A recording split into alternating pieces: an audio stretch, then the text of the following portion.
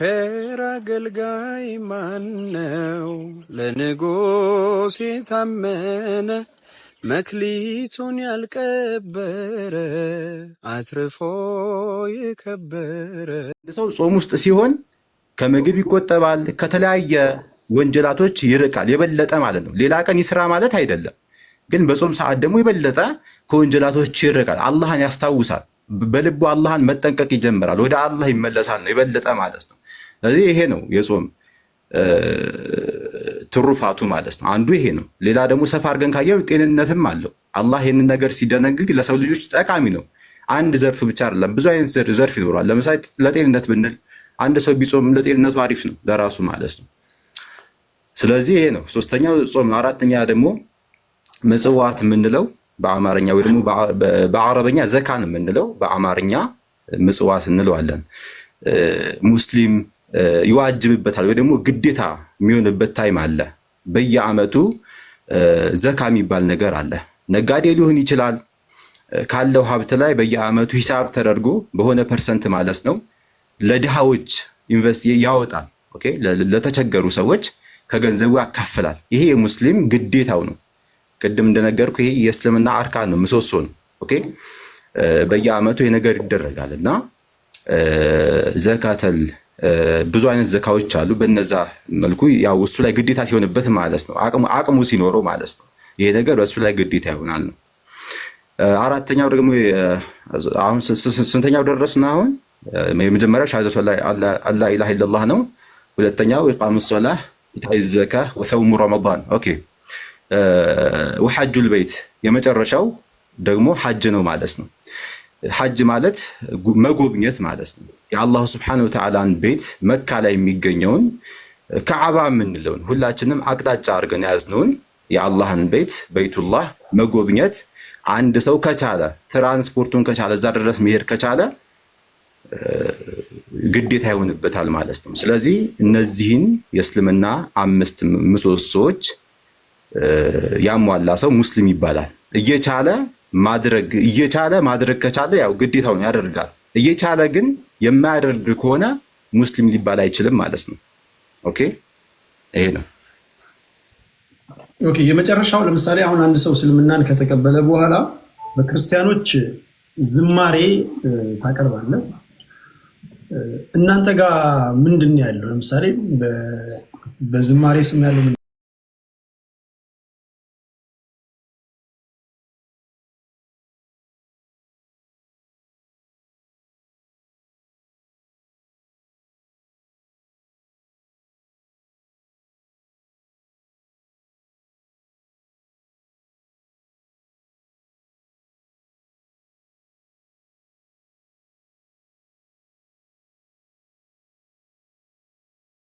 ሙባህ የሆነው የተፈቀደው ቀጥታ የምናገኘው ማስረጃ ያለው ነገር ግጥም የሚለው ነገር ነው። ኦኬ፣ በመልካም ነገር ላይ መግጠም ማለት ነው። ለምሳሌ አላሁ ስብሐነሁ ወተዓላን በማውሳት ግጥም መግጠም በእስልምናችን የተፈቀደ ነው። ኦኬ፣ ይሄ ነው አስሉ መሰረቱ። አሁን ላይ ግን የሚታይ ነገር አለ። ክላሲክ ምናምን እየተጨመረ የሙዚቃ መሳሪያ ምናምን የሆነ ይሄ እስልምና ላይ የለም። አሁን መንዙማ የሚባሉ ነገሮች አሉ፣ ግን ስናያቸው እስልምና ያልደነገጋቸውን ነገሮች አሟልቶ በቃ ይቀልቅላሉ። እስልምና ያላስቀምጠውን ነገር ጨምሮ ያደርጋሉ እና ይሄ ነገር በእስልምና አይፈቀድም። በእስልምናችን አላሁ ስብሐነሁ ወተዓላ ሃይማኖታችንን ሙሉ ነው ያደረገልን። ፋሽን አይፈልግም እስልምና። ባይዘዊ ለእያንዳንዱ ስራችን እስልምና ፋሽን አይፈልግም። ከጊዜ በኋላ የሚመጣ ነገር ድጋፍ ምናምን ነገር አይፈልግም። እስከ ዓለም ፍጻሜ ድረስ ፈጣሪያችን አላህ በእስልምና ላይ እያንዳንዱ ነገር ደንግጓል። ኦኬ፣ ሀታ ሰላምታ ስንለዋወጥ ምን ማለት እንዳለብን፣ ሀታ መኝታ ቤት ለራሱ ስንገባ ምን ማለት እንዳለብን፣ ሽንት ቤት ስንገባ ከመንፈሳዊ በሽታ ለመጠበቅ ምን አይነት ቃልን መጠቀም እንዳለብን ለእያንዳንዱ ነገር እስልምና አስቀምጧል። ለምን? ህይወት ስለሆነ የሚኖር ስለሆነ። ኦኬ፣ ስለዚህ አላህ ዲናችሁን ሃይማኖታችሁን ሞላውላችሁ ብሏል። አላህ ከሞላው እንግዲህ አሁን ለምሳሌ አንድ ሃይላንድ ውሃ ከሞላ ድጋሚ ውሃ ብታደርግበት ይፈሳል እንጂ ሌላ ትርጉም የለውም። አይደለ እንዴ? የሞላ ነገር ብጨምርበት ትርጉም የለውም። ስለዚህ አሁን መንዙማ የሚባለው ነገር የነሽዳ የሚባል ነገር አለ። ይሄ ዘመን አመጣሽ ነገር ነው። አስሉ መሰረቱ ምንድነው? ግጥም የሚል ነገር ነው። ግጥም ነው በእስልምናችን ያለው እንጂ እንደዚህ ያን ነገር የለም ነው ሲጀመር። እሺ፣ ለማን ነው የሚቀርበው? ለማን ነው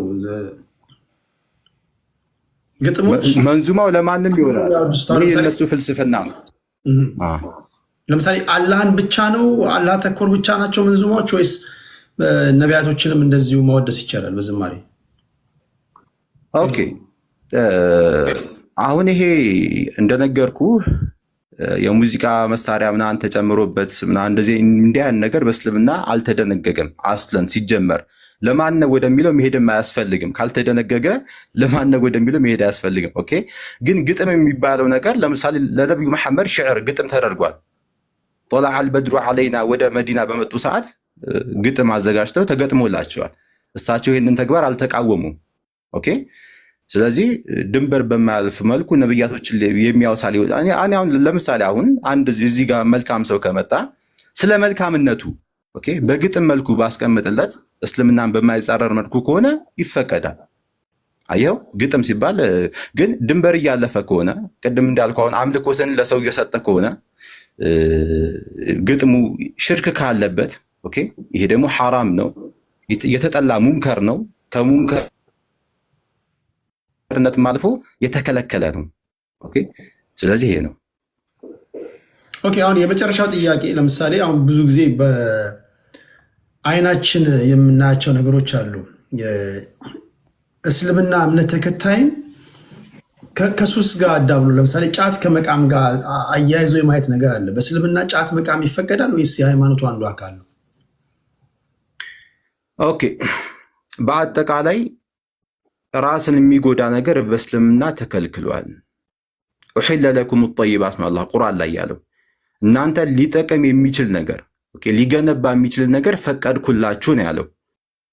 ኦኬ በአጠቃላይ የሰው ልጅ የሚጎዳ ነገር እስልምና ከልክሎ አሁን ቁርአን ላይ ስትመጣ ኸምር መጠጥን አላህ እንደከለከለ ቀጥታ አስቀምጧል። አሁን መጠጥ ሲባል እንደ ዓለም አቀፍ ብንመጣ ይታወቃል አይደለ እንዴ? መጠጥ ሲባል ይታወቃል። ጫት ግን ሲባል የማይታወቅበት ሀገራቶች አሉ። ልክ ነኝ አይደለ? ስለዚህ አላህ እንግዲህ ቁርአን ላይ እያንዳንዱን ነገር አያስቀምጥልህም። እያንዳንዱ ስሙን እየዘረዘረ ሲጋራ ክልክል ነው፣ ጫት ክልክል ነው እያለ አያስቀምጥልህም። በአጠቃላይ አንተን የሚጎዳህን ነገር ከዛ ነገር ራቅ ነው እስልምና የሚለው። እናንተ ሊገነባ የሚችል ነገር ሐላል አደረግኩላችሁ ፈቀድኩላችሁ ነው የሚለው። ይሄ ነው።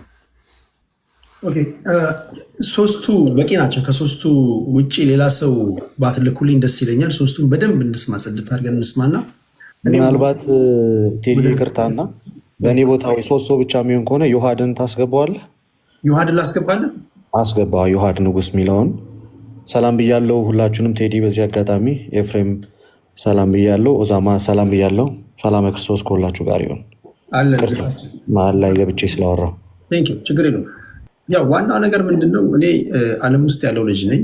እንደምታውቁት ፖለቲካ ነክ ጉዳይ፣ የተለያዩ ሴራዎች ምናምን ያለበት ቦታ ከዛ ነው የመጣሁት። አንድ ቴዲን የምታምኑትን እምነት ሰብካችሁ ወደ እናንተ ያገኛችሁት ወዳላችሁት ደስታ ውሰዱት ቢባል እንዴት ነው የምትሰብኩት ነው ነገርየው። ስለዚህ እኔ ኤክስፔክት ማድረገው ከእናንተ በዓለም ካሉ ሰዎች የተሻለ ትህትና እንጠብቃለን። ቢኮዝ የተሻለ ቦታ ላይ ስላላችሁ ያን ደግሞ የምታሳዩን ከንግግሮቻችሁ፣ ከስነስርዓታችሁ፣ ከቃላት አጠቃቀማችሁ ነው። አድማጭ ተመልካቾቻችን ከኛ የተሻለ እውቀት አላቸው እያምናለሁ። ከኛ የተሻለ ግንዛቤ ያላቸው እንደው እድል አግኝተው ሪኩዌስት ልከው ስላልገቡ እንጂ እያደመጡ እንዳሉ ማሰብ ያስፈልጋል። ታላላቆቻችን አሉ፣ አባቶቻችን፣ እናቶቻችን፣ ህፃናቶችም አሉ። በምትናገሩት ንግግር የእናንተን አስተምሮ ሰምተው ወደ እናንተ የሚመጡ ብዙዎች ይኖራሉ። በእርግጠኝነት ይሄ ነገር በብዙ ነገር ላይ ሲያስተላልፉት አይቻለሁ። መልካም ነው። መልካም ነገር ስለሆነ ነው የሚያስተላልፉት። ማንን እንደምደርሱ ስለማታውቁ ይሄን ያህል ክብር ስላሌለ እናንተ ተመጣጣኙን ክብር ከእናንተ እፈልጋለሁ። ቢያንስ ውይይታችን በመከባበር ላይ ተመሰረተ እንዲሁም ማለት ነው። መጨረሻ ላይ ፍርዱን ለአድማጭ ተመልካች እንተዋለን። ከእናንተ የሚጠበቀው የእናንተን አስተምሮ ካቀረባችሁ በኋላ ወንድሜ የአንተ አስተምሮ ላይ እንዲህ ይላል፣ ይሄን ነገር እንዴት ታያለህ? ቢመለሰው ጥሩ ነው፣ ካልመለሰውም ደግሞ እዚህ ጋር አድማጭ ተመልካች ስለሚያይ ሪከርድ ሆኖ የሚቀመጥ ነገር ስለሆነ ለዛ በመተው እንተባበሩኛላችሁ ማለት ነው። በሰጣ ገባ ውስጥ መግባት አያስፈልግም። በተቻለ መጠን ግን እንደው ጨዋነት የተሞላባቸውን ቃላቶች ብንጠቀም አሳስባለሁ። አንድ ነገር ትክክል አለመሆኑ የሚታወቀው የግድ አስጸያፊ ንግግር ስለተናገረን ብቻ ሳይሆን በጨዋነትም ማሳየት እንችላለን እና ያን ካደረግን እርግጠኛውን የምነግራችሁ ብዙ ሰዎች የሚማሩበትን የሆነ ነገር ያገኛሉ ብዬ ተስፋ አድርጋለሁ እና በዛ ወደ እንመላለሳለን። ይሄ ከፖለቲካ ቶን የተለየ ነው። እዚህ ጋር የምታደምጡት ታፕታፕ አድርጉ፣ ኮፒ ሊንክ ሼር አድርጉ። እያደረጋችሁ ላላችሁ ቴንኪው። ኦሳማን አመሰግናለሁ። ወደ ልደት ስልክ ገብቶበት ካልሆነ ወደ ኤፍሬም እመጣለሁ፣ ወይም ኤፍሬምም ሬዲ ካልሆነ ወደ ዮሐን አለውኝ። ቴዲ ይሰማል? ልደት አለ። ለእኔ እዚህ ጋር ፖዝ ሆኖ ነው የሚታየኝ። ኔትወርክ እያስቸገረኝ ነው። በእርግጥ ከዛ ነው ስልክ አልገባብኝም። በጣም አሪፍ። ማውራት የምትችል ከሆነ ልደታችን ሜዳውን ፈረሱም እንዲል አድርግ። ፌር የሆነ ነገር እንዲሆነ ምንድነው ማደርገው? ቅድም የነበረው ወንድማችን ያለ ደቂቃ ነው ያወራው። 8 ደቂቃ አይበቃም?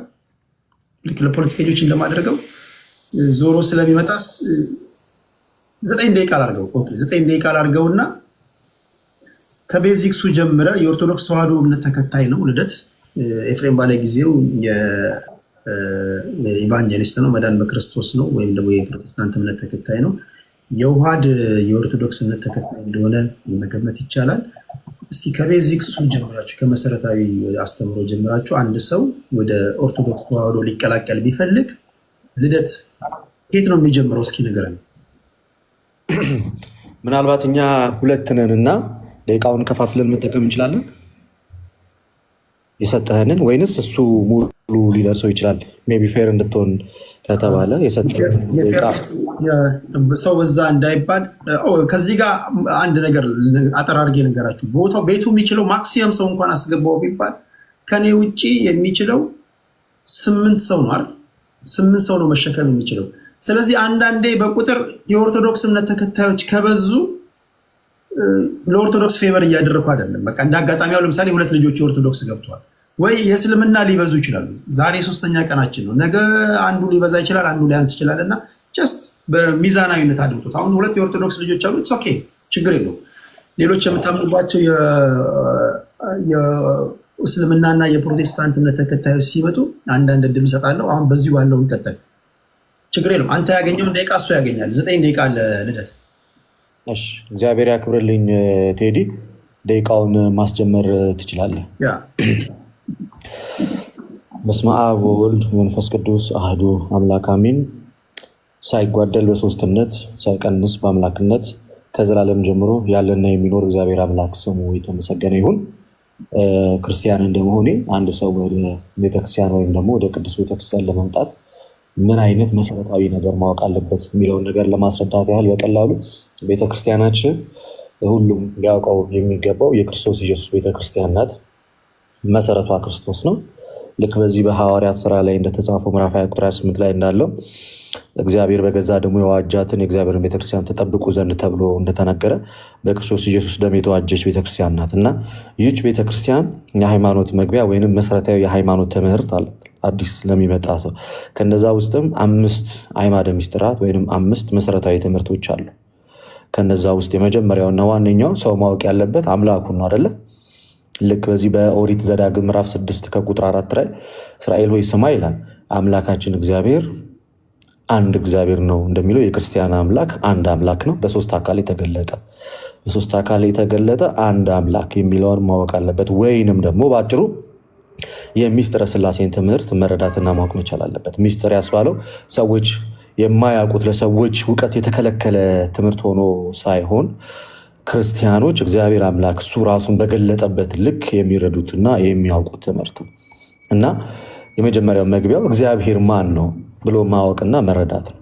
ለዚህ እግዚአብሔር አምላክ ለምሳሌ በዚህ በኦሪት ዘጸአት ምዕራፍ 3 ከቁጥር 13 ላይ ራሱን ለሙሴ የገለጠበት መንገድ በጣም እጅግ ደስ የሚል ሀሳብ አለ እና ምን የሚል ጥያቄ ነበር የነበረው?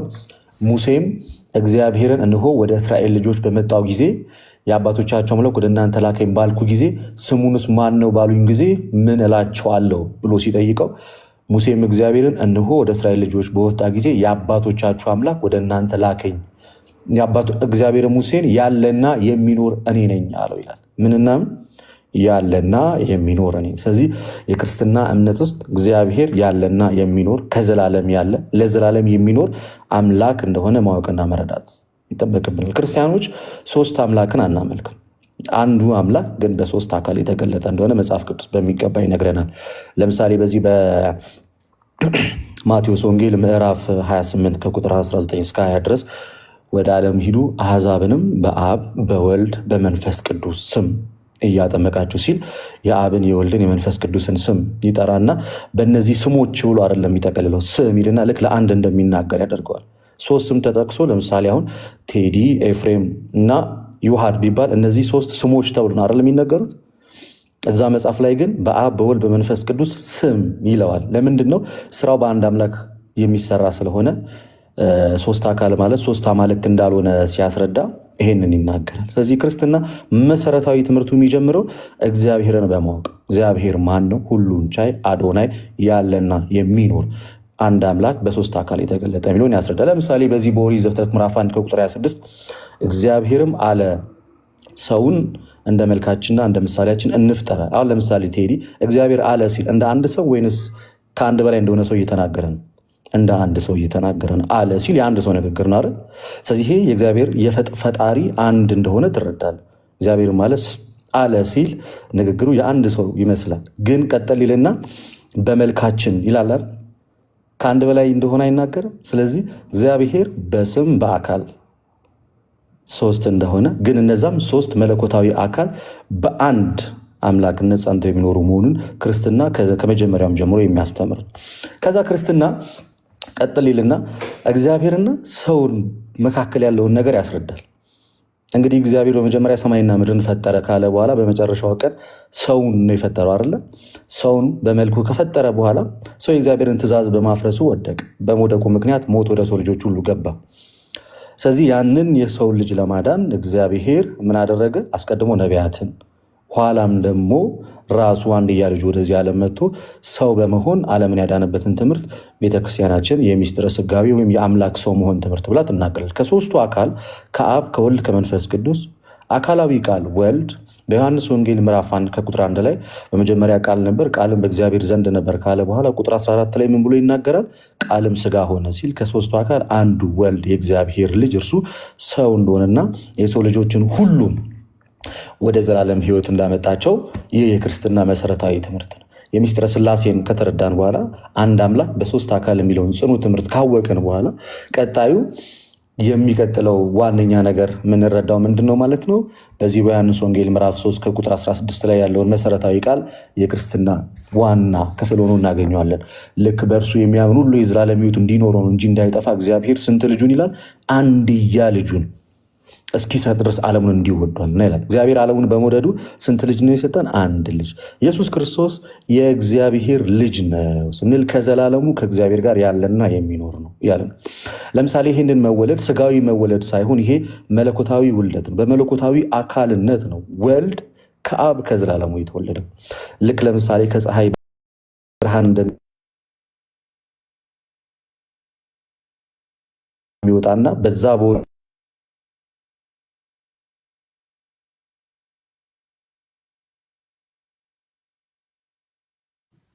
ድምፅ ይቆራርጣል። ልደት በአብና በወልድ አሁን ተመልሼ ይሆን ምናልባት መጥቻለሁ።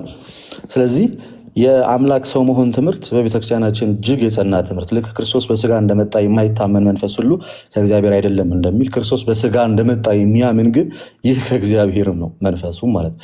ስለዚህ አምላክ አንድያ ልጁን ከዘላለሙ ከእርሱ ጋር ያለውን ልኮታል። አምላክ ሰው ከመሆኑ በፊት ወይም ቃል ስጋ ከመሆኑ በፊት ምንድን ነበር ስንል በመለኮታዊ ማንነቱ ከእግዚአብሔር ጋር ሲኖር የነበረ ነው። ለዚህ ማስረጃ ዮሐንስ ወንጌል ምዕራፍ 1 ቁጥር 18 እግዚአብሔርን ማንም ያየው የለም አለ፣ በእቅፉ ያለ አንድያ ልጁ እርሱ ተረከው ይላል። አንድያ ልጁ እርሱ ተረከው። ሌላኛውም የሰው ልጆችን ለማዳን በመስቀል ላይ የዋለውን አምላክ መዳኑን በምን እናገኛለን? ይሄ የክርስትና ደግሞ እጅግ ጽኑና መሰረታዊ ትምህርት የመዳን ትምህርታችን። እኔ እንደምታውቀው ሰዎች ሁሉ በአዳም ምክንያት ሞትን እንደተቀበልን ሮሜ ምዕራፍ 5 ከቁጥር 14 ጀምሮ ይናገራል። ሁሉ በቃ በአዳም እንደሞትን ማለት ነው። ሞት በአንዱ በአዳም እንደገባ፣ ህይወት ደግሞ በክርስቶስ ኢየሱስ እንደሆነ፣ ያንን ህይወት እንዴት እናገኘዋለን የሚለውን እኛ ክርስቲያኖች ወይም ኦርቶዶክሳውያን ክርስቲያኖች ምን ብለን እናምናለን? የሰው ልጆች በስራቸው ሳይሆን በኢየሱስ ክርስቶስ ሞት። ለምዶ ክርስቶስ ሊሞት ያስፈለገው ከተባለ የእኛን ሞት ለማስወገድ።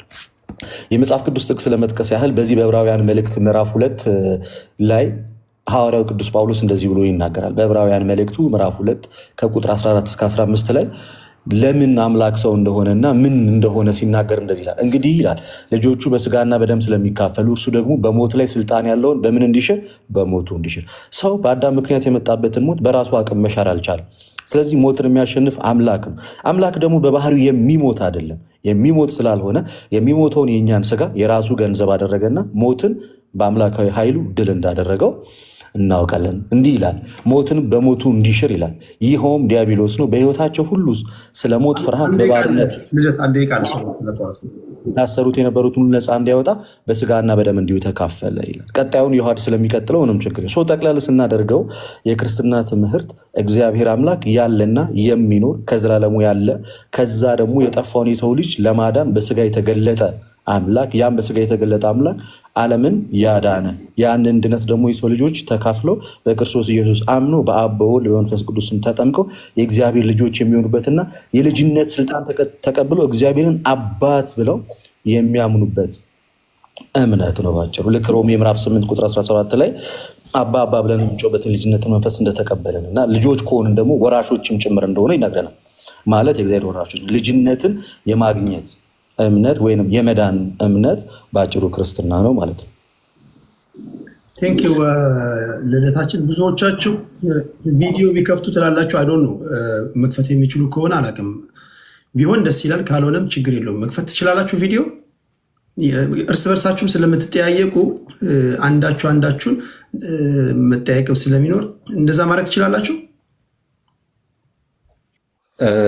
አንዴ ቴዲ እንትን እዚህ ጋር ሁለት ኦርቶዶክስ ነው እየታየኛለሁ። አቻ እንድንሆን ከሁላችንም አንዳንድ ይሁን። ያው እንግዲህ ከሙስሊም አንድ ሰው ገብቷል፣ ከፕሮቴስታንት አንድ ሰው ገብቷል። ኦርቶዶክስ ግን ሁለት ነው ያለው። ለሁለቱም ደግሞ 8 ደቂቃ ከተሰጠ ፌር አይደለም። ኦኬ ዋናው እኔ እናንተ እንዴት እንዳሰባችሁ አላውቅም። ዋናው ሀሳቡ ለእኔ የገባችሁን ማስተማር ነው እንጂ እርስ በርሳችሁ ኮምፒቲሽን ወይም ደግሞ እንትን አይደለም። አሁን ጥያቄ እንኳን ስትጠያይቁ ኦኬ ቴዲ አረፍተ ነገራችሁን ስገነቡ አንተ ያለበት ሃይማኖት ጋር ቢመጣ ለምሳሌ ቁርአን ጋር እንደዚህ ይላል፣ መጽሐፍ ቅዱስ ላይ እንደዚህ ይላል። የእናንተ ቁርአን ላይ እንደዚህ የሚለው ነገር ይሄ ልጅ እንዴት ነው ሊያስታርቅ የሚችለው? ኮንፊውዝድ አይሆንም ወይ? አንተም ስጠይቃቸው ቴዲ እናንተ ሃይማኖት ውስጥ ቢመጣ መጽሐፍ ቅዱሳችሁ ላይ እንደዚህ ይላል፣ ይሄ ነገር እንዴት ነው ሊያስታርቅ የሚችለው? እስኪ ልታስረዳን ትችላለህ ብላችሁ ነው ጥያቄያችሁ የምታቀርቡት እንጂ የአንዳችሁ ሃይማኖት ከሌላችሁ ጋር ይሄ ፉክክርና እንትን እንዳይሆን ጥንቃቄ ያስፈልጋል። በተረፈ ግን ሁለት መሆን አለብን ከሁላችንም እምነት ተከታዮች። ለአንዱ 18 ደቂቃ ለሌሎቻችን 9 ደቂቃ ከሆነ ፌር አይደለም ካላችሁ ሁለት ጨምራለሁ በእናንተ ጥቆማ። እኔ አይዶን አላቃቸውም፣ ስለማላቃቸው ወይ በኮመንት እያነበብኩኝ ነው አስገባውና ልክ ልደት ዮሐድን አስገባው እንዳለ አንተ የምትጠቁመው ካለ ኤፍሬምም የሚጠቁመው ካለ አንዳንድ ሰው አስገባለሁ። ቪዲዮ ግን ትችላላችሁ፣ ካልቻላችሁ ቤተሰብ ግን ትችሉ፣ አሪፍ ነው። ምናልባት አንድ ሰው ይሁን ከተባለ ዮሐድ መቀጠል ይችላል ከዚህ በኋላ ሜይ ቢ እኔ የተነገርኩት 9 ደቂቃ ኦሳማ ከዚህ በፊት የተናገረው ጋር ማች ማድረግ ከቻለ ከዚህ በኋላ ዮሐድ መቀጠል ይችላል። እኔ መውረድ ይችላል። እሺ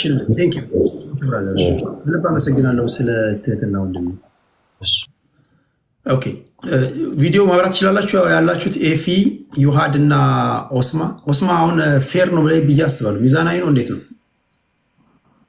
ቴዲ? እኔ ካሜራ ማብራት እችላለሁ ግን ስታንድ የለኝም። ኦፊስ ነው ያለሁት አንፎርቹኔትሊ እና በእጅ መያዝ ነው የሚሆነው።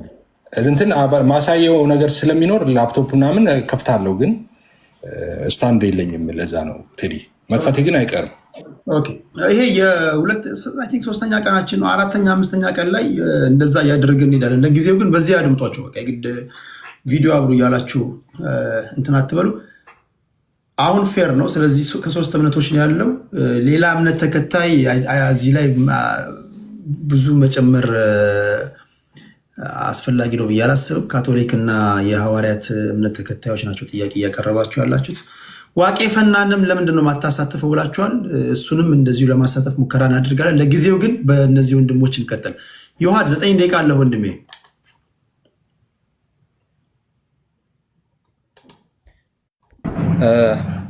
ድጋሚ ለኦርቶዶክስ 9 ደቂቃ እየተሰጠ ነው። ፌር አይደለም።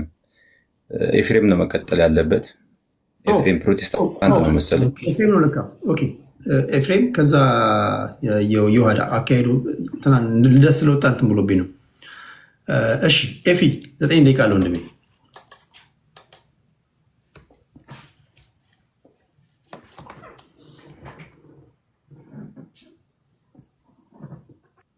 አመሰግናለሁ ቴዲዬ። ያው እንደተለመደው በቀደም ለታ ትንሽ ነገረ ድነትን በተመለከተ የተወሰነ ነገር አንስቼ ስለነበረ አሁን ትሪኒቲ ላይ ቆንጆ ነገር አንስቷለትም። እኔ እዛ ላይ ትንሽ ነገር ማለት ፈልጋለሁ ትሪኒቲ ላይ ማለት ነው። እና ደቂቃ ከተያዘልኝ ወደዛ መግባት እችላለሁ። ኦስማንና ዮሐድዬ ሰላም ብያቸዋለሁ፣ ሁለታችሁንም ማለት ነው። ስለዚህ ልጀምር ቴዲዬ። መጀመር ይችላል። ያ እሺ፣ ሁላችሁንም ሰላም ብያለሁ። ከታች ያላችሁ ሁላችሁም ቀጥሎ የምናገረውን ነገር በጣም በጥንቃቄ ልትሰሙኝ ለምናለሁ። አይቤግ እንደዛ እንድታደርጉ በጥንቃቄ እንድትሰሙ። ክርስቲያኖች 3 አምላክ ያመልካሉ ወይ? ክርስቲያኖች 3 አምላክ ነው የሚያመልኩት። በተደጋጋሚ ትሪኒቴሪያን ያልሆኑ ወይም ከትሪኒቲ ውጭ ከስላሴ አማንያን ውጭ ያሉ ሰዎች ስላሴን በተመለከተ ብዙ ጊዜ ሚስሪፕሬዘንት ያደርጋሉ ክርስትናን። 3 አምላክ እንደምናመልክ ወይም ትራይቲዝም እንደሆነ የኛ የስላሴ መሰረት እንደዛ ያወራሉ፣ እንደዛ ይናገራሉ። ግን በፍጹም እኛ 3 አምላክ አምልከን አናውቅም። 3 አምላክ እናምልክም ብንል 3 አምላክ የለም፣ ኤግዚስትም አያደርግም 3 አምላክ። እሱን ነገር ትንሽ ለማለት ነው። በዛ ላይ ከስሙ ብጀምር ሰለሰ የሚለው ነገር ብዙ ጊዜ መጽሐፍ ቅዱስ ላይ የለም ይባላል በተደጋጋሚ። ሰለሰ ማለት ከግዕዝ ግስ የወጣ ነው። ሶስትነት ማለት ነው፣ ሌላ አይደለም ስላሴ ማለት። ስለዚህ የስነ መለኮት ቃል ነው እንጂ የመጽሐፍ ቅዱስ ቃል አይደለም፣ ባይብሊካል ወርድ አይደለም ስላሴ የሚለው። ስለዚህ መጽሐፍ ቅዱስ ላይ ስላሴ የለም የሚባል ቀልድም አለ። መጽሐፍ ቅዱስ ላይ ስላሴ የሚለውን ፊደል ሳይሆን የምንፈልገው ሄደን አብ ወልድ መንፈስ ቅዱስ የሚባሉ ፐርሰኖች አሉ ነው። አብ ወልድ መንፈስ ቅዱስ የሚባሉ ፐርሰኖች ደግሞ ከዘፍጥረት እስከ ራዕይ በመጽሐፍ ቅዱስ ውስጥ የተጠለቀለቀ ትምህርት ነው እንደሚታወቀው። ስለዚህ ሶስትነት ለዛ ሶስትነት የተሰጠ የስነ መለኮት ቃል ነው እንጂ የመጽሐፍ ቅዱስ ወርድ አይደለም። ስለዚህ ስላሴ የለም ሳይሆን ስላሴ የሚለው የስነ መለኮት ቃልን መጽሐፍ ቅዱስ ውስጥ መፈለግ ነው። እሱ ነው ትንሽ ጤነኛ ያልሆነው ማለት ነው እንጂ ስላሴ ከዘፍጥረት እስከ ራዕይ ያለ ነው፣ በመጽሐፍ ቅዱስ ውስጥ አለ። ስላሴ ግን ማለት ሶስትነት ነው። ስትፈልግ ሄደህ የምትፈልገው ሶስትነት የሚለውን ነው የምትፈልገው እንጂ ያን ልዩ ሶስትነትን ነው የምትፈልገው፣ እሱን ነው እንጂ ስላሴ የሚለውን ፊደል ሄደህ ፈልገህ ስላሴ የለም መጽሐፍ ቅዱስ ላይ ማለት ቀልድ ነው። ስላሴ የሚባል እንደ አብ እንደ ወልድ እንደ መንፈስ ቅዱስ ፐርሰን የሆነ አራተኛ አካል የለም። ስላሴ ማለት የአብ የወልድ የመንፈስ ቅዱስ ስም ነው፣ የስነ መለኮት ቃል ነው ቃሉ ማለት ነው። ኦኬ፣ ከሱ ልጀምር ብዬ ነው። እሺ 3 አምላክ እናመልካለን ወይ? እኛ 3 አምላክ የሚባል የለም፣ ሲጀመር የለም። ቢኖር ጥሩ ነበረ፣ ግን 3 አምላክ የሚባልም ኤግዚስት አያደርግም፣ ኤግዚስት አድርጎም አያውቅም። የክርስቲያኖች አምላክ አንድ አምላክ ነው። ማን ይባላል? አብ ወልድ መንፈስ ቅዱስ ይባላል። ኦኬ፣ እዚህ ጋር እንደምታዩት ፋደር አለ፣ አብ ማለት ነው። ሰን አለ እዚህ ጋር፣ ወልድ ማለት ነው። ሆሊ ስፒሪት አለ፣ መንፈስ ቅዱስ ማለት ነው። እቺ ጋድ የምትለዋ እዚህ ጋር ኢሰንስ ነች ወይም ኔቸር ነች እንደምታውቁት። ኦኬ እሺ፣ ይሄ አንዱ ኔቸር በሶስቱም በአብ በወልድ በመንፈስ ቅዱስ በሶስቱ አካላት ውስጥ በሙላት ይኖራል። የትኛው? ይሄ አንዱ ኔቸር። ኦኬ፣ አንዱ ኢሰንስ በሶስቱ ውስጥ በሙላት ይኖራል። ኦኬ፣ ኢየሱስን ወይም ደግሞ ወልድን አምላክ ነው ትላላችሁ? አዎ። አብ አምላክ ነው ትላላችሁ? አዎ። መንፈስ ቅዱስም አምላክ ነው ትላላችሁ? አዎ። ስለዚህ 3 አምላክ ነው የምታመልኩት ማለት ነው። አምላክ አምላክ አምላክ፣ ስለዚህ 3 አምላክ ነው ይላሉ። ነው አይደለም፣ አንድ አምላክ ነው። አምላክ አምላክ አምላክ አንድ አምላክ እንዴት ይመጣል? አምላክ አምላክ አምላክ ካልክ በኋላ ከዛ በኋላ ዴን አንድ አምላክ እንዴት ትላለህ? በጣም ጥሩ።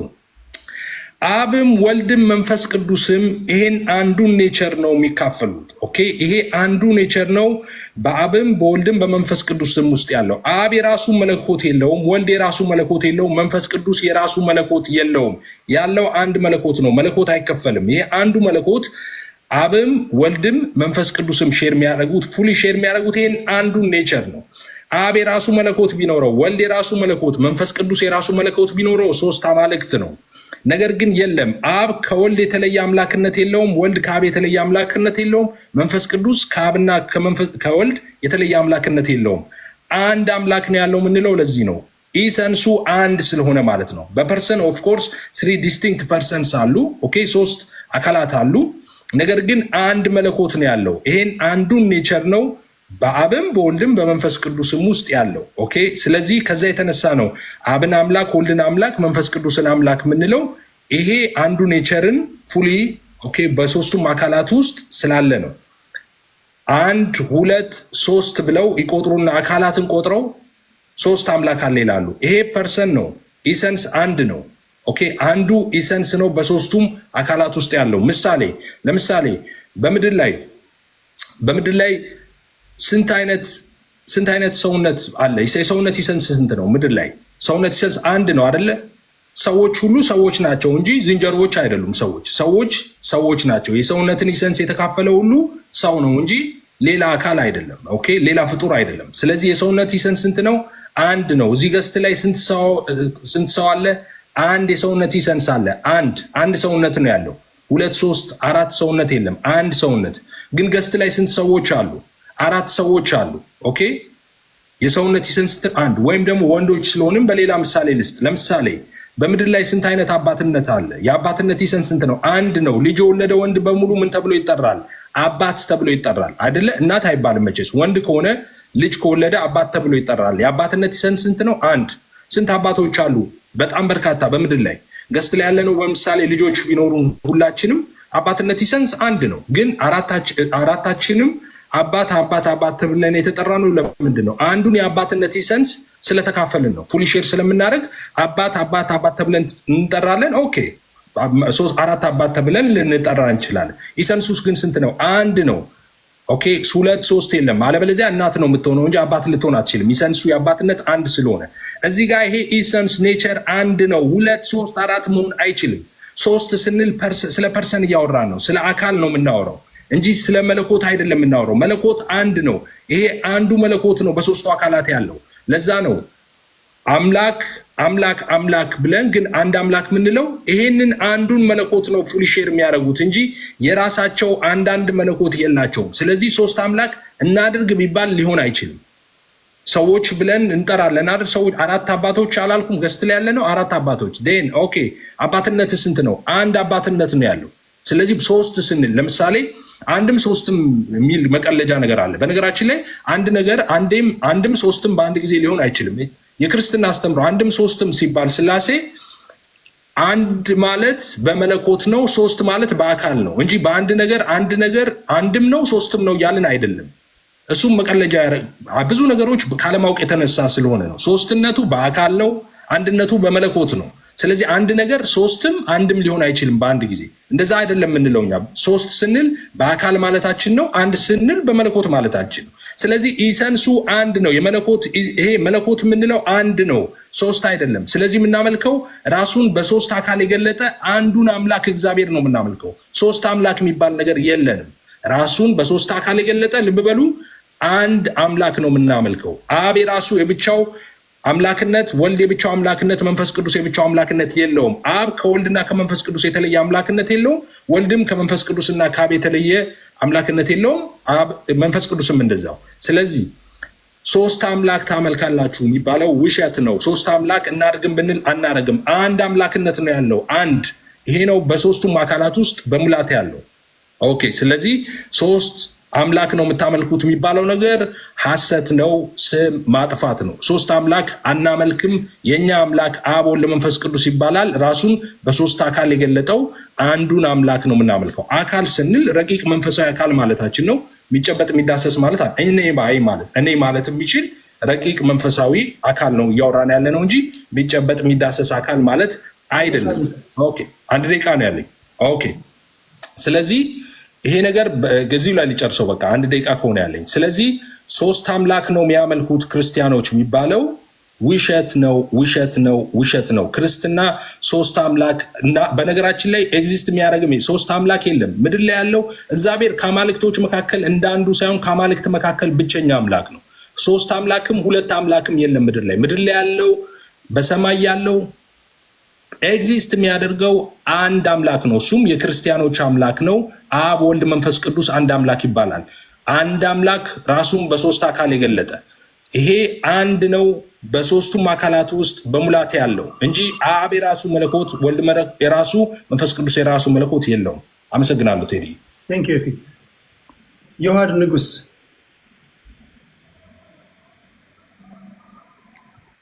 ሰላም፣ እንዴት አመሻችሁ? ይሰማል? ይሰማል። እግዚአብሔር ይመስገን። እንዴት ነህ? እግዚአብሔር ይመስገን። ሁላችሁንም ሰላም ብያለሁ። መቀጠል አሁን ልቀጥል እችላለሁ? ትችላለህ። ደቂቃ እየቆጠረ ነው። ኦኬ ጀምሯል። እሺ። በስመ አብ ወወልድ ወመንፈስ ቅዱስ አሐዱ አምላክ አሜን። ከእግዚአብሔር ከአባታችን ከጌታም ከኢየሱስ ክርስቶስ ጸጋና ሰላም ከእኔም ከእናንተ ጋርም ይሁን። እንግዲህ ጥበብን እውቀት የሚገልጸው እግዚአብሔር ለሁላችን ማስተዋሉን ያድለን እና ደግሞ በምናገረው ደግሞ የጠራውን መልእክት እግዚአብሔር አምላክ ወደ እናንተ እንዲያደርስ የእርሱ መልካም ፈቃድ ይሁን። ልቀጥል። አብዛኛው ነገር ስለተባለ እኔ ሞር ወደ ነገረ ድህነት ወይም ደግሞ ስለ ሰው ልጆች መዳን እንዴት ነው የሚድኑት ወደሚለው ሞር ፎከስ አድርጌ ለማውራት እሞክራለሁ። በመጀመሪያ ያው የቤተ ክርስቲያናችን አስተምሮ የሰው ልጅ እግዚአብሔርን ወይም ደግሞ አምላክን እንዴት ነው ማወቅ የሚችለው የሚለው ጀነራሊ በ3 መንገዶች ትመለከተዋለች። መጀመሪያ አንድ ሰው እግዚአብሔርን ወይም ደግሞ አምላክን ሊያውቅ የሚችለው ከምንድነው? ከ3 ነገሮች አንዱ ጀነራል ሪቪሌሽን የሚባል አለ። ከዛ ደግሞ ስፔሲፊክ ሪቪሌሽን እና ከዛ ስክሪፕቸርስ ናቸው። እግዚአብሔርን መኖሩ ልናውቅ የምንችላቸው ማለት ነው። አስቀድሞ ከጀነራል ሪቪሌሽን ወይም ደግሞ የአምላክን መኖር ከጀነራል ሪቪሌሽን ማወቅ እንችላለን፣ ወይም ደግሞ ከፍጥረቱ ማለት ነው። ሐዋርያ ቅዱስ ጳውሎስ ሮሜ መልእክቱ ምዕራፍ 1 ከቁጥር 24 ጀምሮ ሲናገር እግዚአብሔር ከጥንት ጀምሮ በፍጥረቱ ለፍጥረቱ ተገልጦ ይኖር ነበር ይላል። ስለዚህ እግዚአብሔር አምላክ አሎቱ ለፍጥረቱ በፍጥረቱ ገልጦ ከዘላለም አሳይቷል መኖሩን ማለት ነው። ስለዚህ ፍጥረት መኖሩ ራሱ የእግዚአብሔር መኖርን ይገልጽልናል፣ ያሳየናል ማለት ነው። ለእግዚአብሔር አሎቱ ፍጥረት ራሱ ጀነራሊ አስገኚ እንዳለው እንረዳለን። ይህ አስገኚ ግን እንዴት ነው ልናውቀው የምንችለው? ኦኬ አስገኚ እንዳለ ፍጥረት ራሱ ከነገረን አስገኚ ግን ማን እንደሆነ በምንድን ነው ልናውቀው የምንችለው? ስፔሲፊክ ሪቪሌሽን እና ስክሪፕቸር ነው ማለት ነው። እግዚአብሔር አምላክ ራሱ በገለጠበት መንገድ እና መጻሕፍቶቹ ወይም ደግሞ ለነቢያቱ ባስተላለፉልን መንገድ እግዚአብሔርን እናውቀዋለን ማለት ነው። አስቀድሞ የነበረው የነቢያት ሁሉ አምላክ ራሱን በምን አይነት መንገድ ገለጠ ብለን ስንመለከት መጽሐፍ ቅዱስ ሲነግረን በመለኮት አንድ በአካል ደግሞ 3 ነው አለ። የት አለን? ቅድም ልደትሻ በሰፊ ስለሄደበት ዘፍጥረት ምዕራፍ 1 ከቁጥር 26 ጀምሮ እግዚአብሔርም አለ ሰውን በመልካችን እንደ ምሳሌያችን ንፍጠር ብሎ ከዘፍጥረት 1 ጀምሮ እግዚአብሔር በአካል 3 በመለኮት አንድ እንደሆነ ገለጸልን።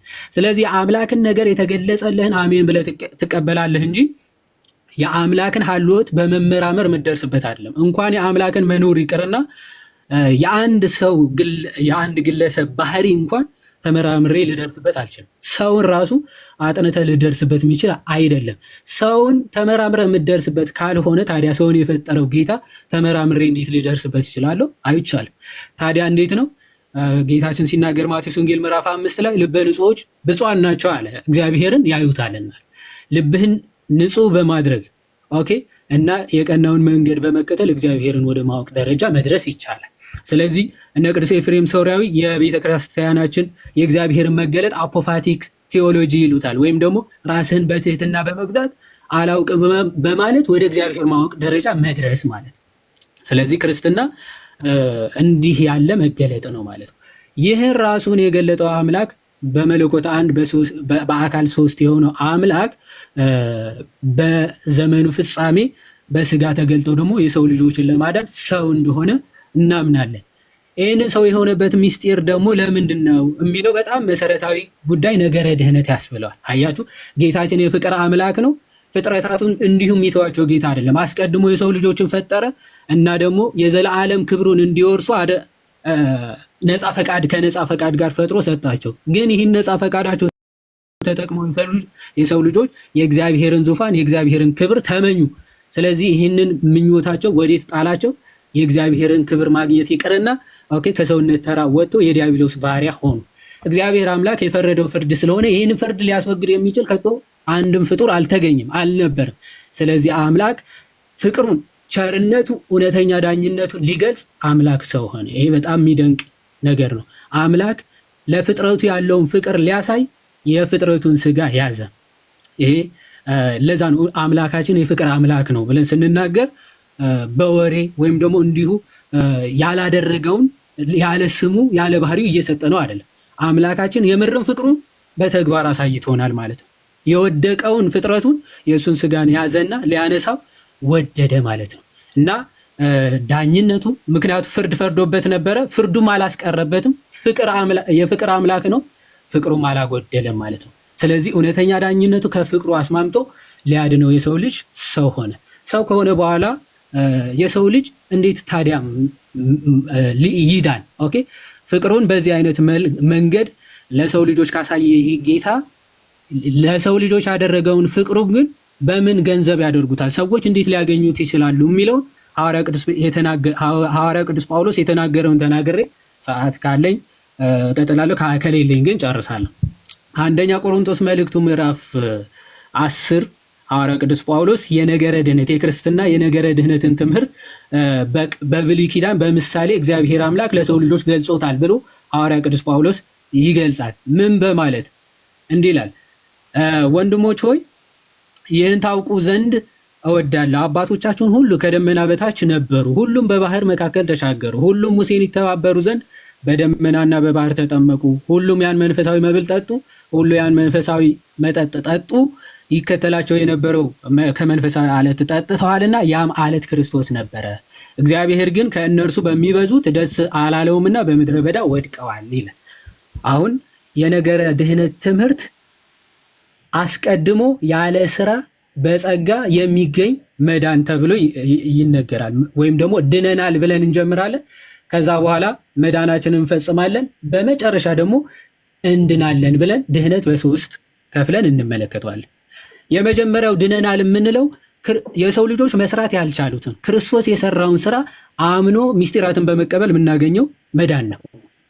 በደንብ አስተውሉ። የመጀመሪያው መዳን የሰው ልጆች ሰርተው አያገኙትም። ምክንያቱ አስቀድመው ከጸጋ እግዚአብሔር ተለይተው ወድቀው ልጅነትን አጥተው ስለነበረ ያንን ክርስቶስ መጣና ደም ከፈለ፣ ዋጋ ከፈለ፣ ወደ እግዚአብሔር ልጅነት ሊመልሳቸው ክርስቶስ ዋጋ ከፈለ። ያንን ዋጋ የከፈለውን በምን እናገኘዋለን? አምኖ ጥምቀትን አምኖ ምስጢራትን በመቀበል አምኖ ተጠምቆ ማለት።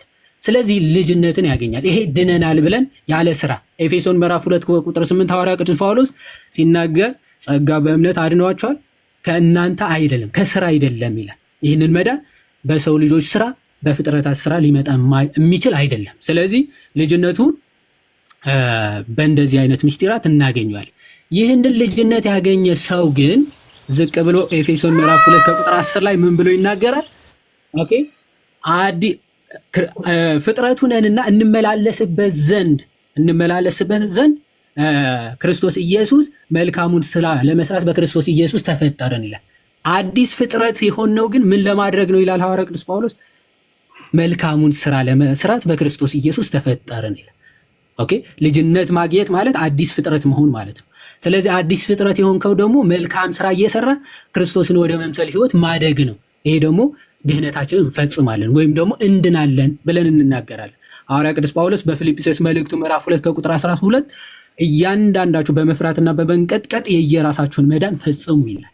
በመፍራትና በመንቀጥቀጥ የየራሳችሁን መዳን ፈጽሙ ይላል። ስለዚህ መዳን አግኝተህ የምጥለው ወይም ደግሞ አንድ አግኝተህ የማታጣው አይደለም። በየዕለቱ ክርስቶስን ወደ መምሰል ህይወት የምታድግበት ነው መዳን ማለት። ይህንን ጠብቀህ እስከ መጨረሻው ከጠበቅ ደግሞ ጌታችን ራሱ ምን አለ? ማቴዎስ ወንጌል ምዕራፍ 24 ላይ እስከ መጨረሻ የሚጸና እርሱ ይድናል አለ ጌታ። ስለዚህ ክርስቶስ ያስተማረውን ህይወት ክርስቶስን የሚመስል ህይወት እየመሰልክ ስትሄድ ደግሞ መጨረሻ የሚጠብቅህ አለ።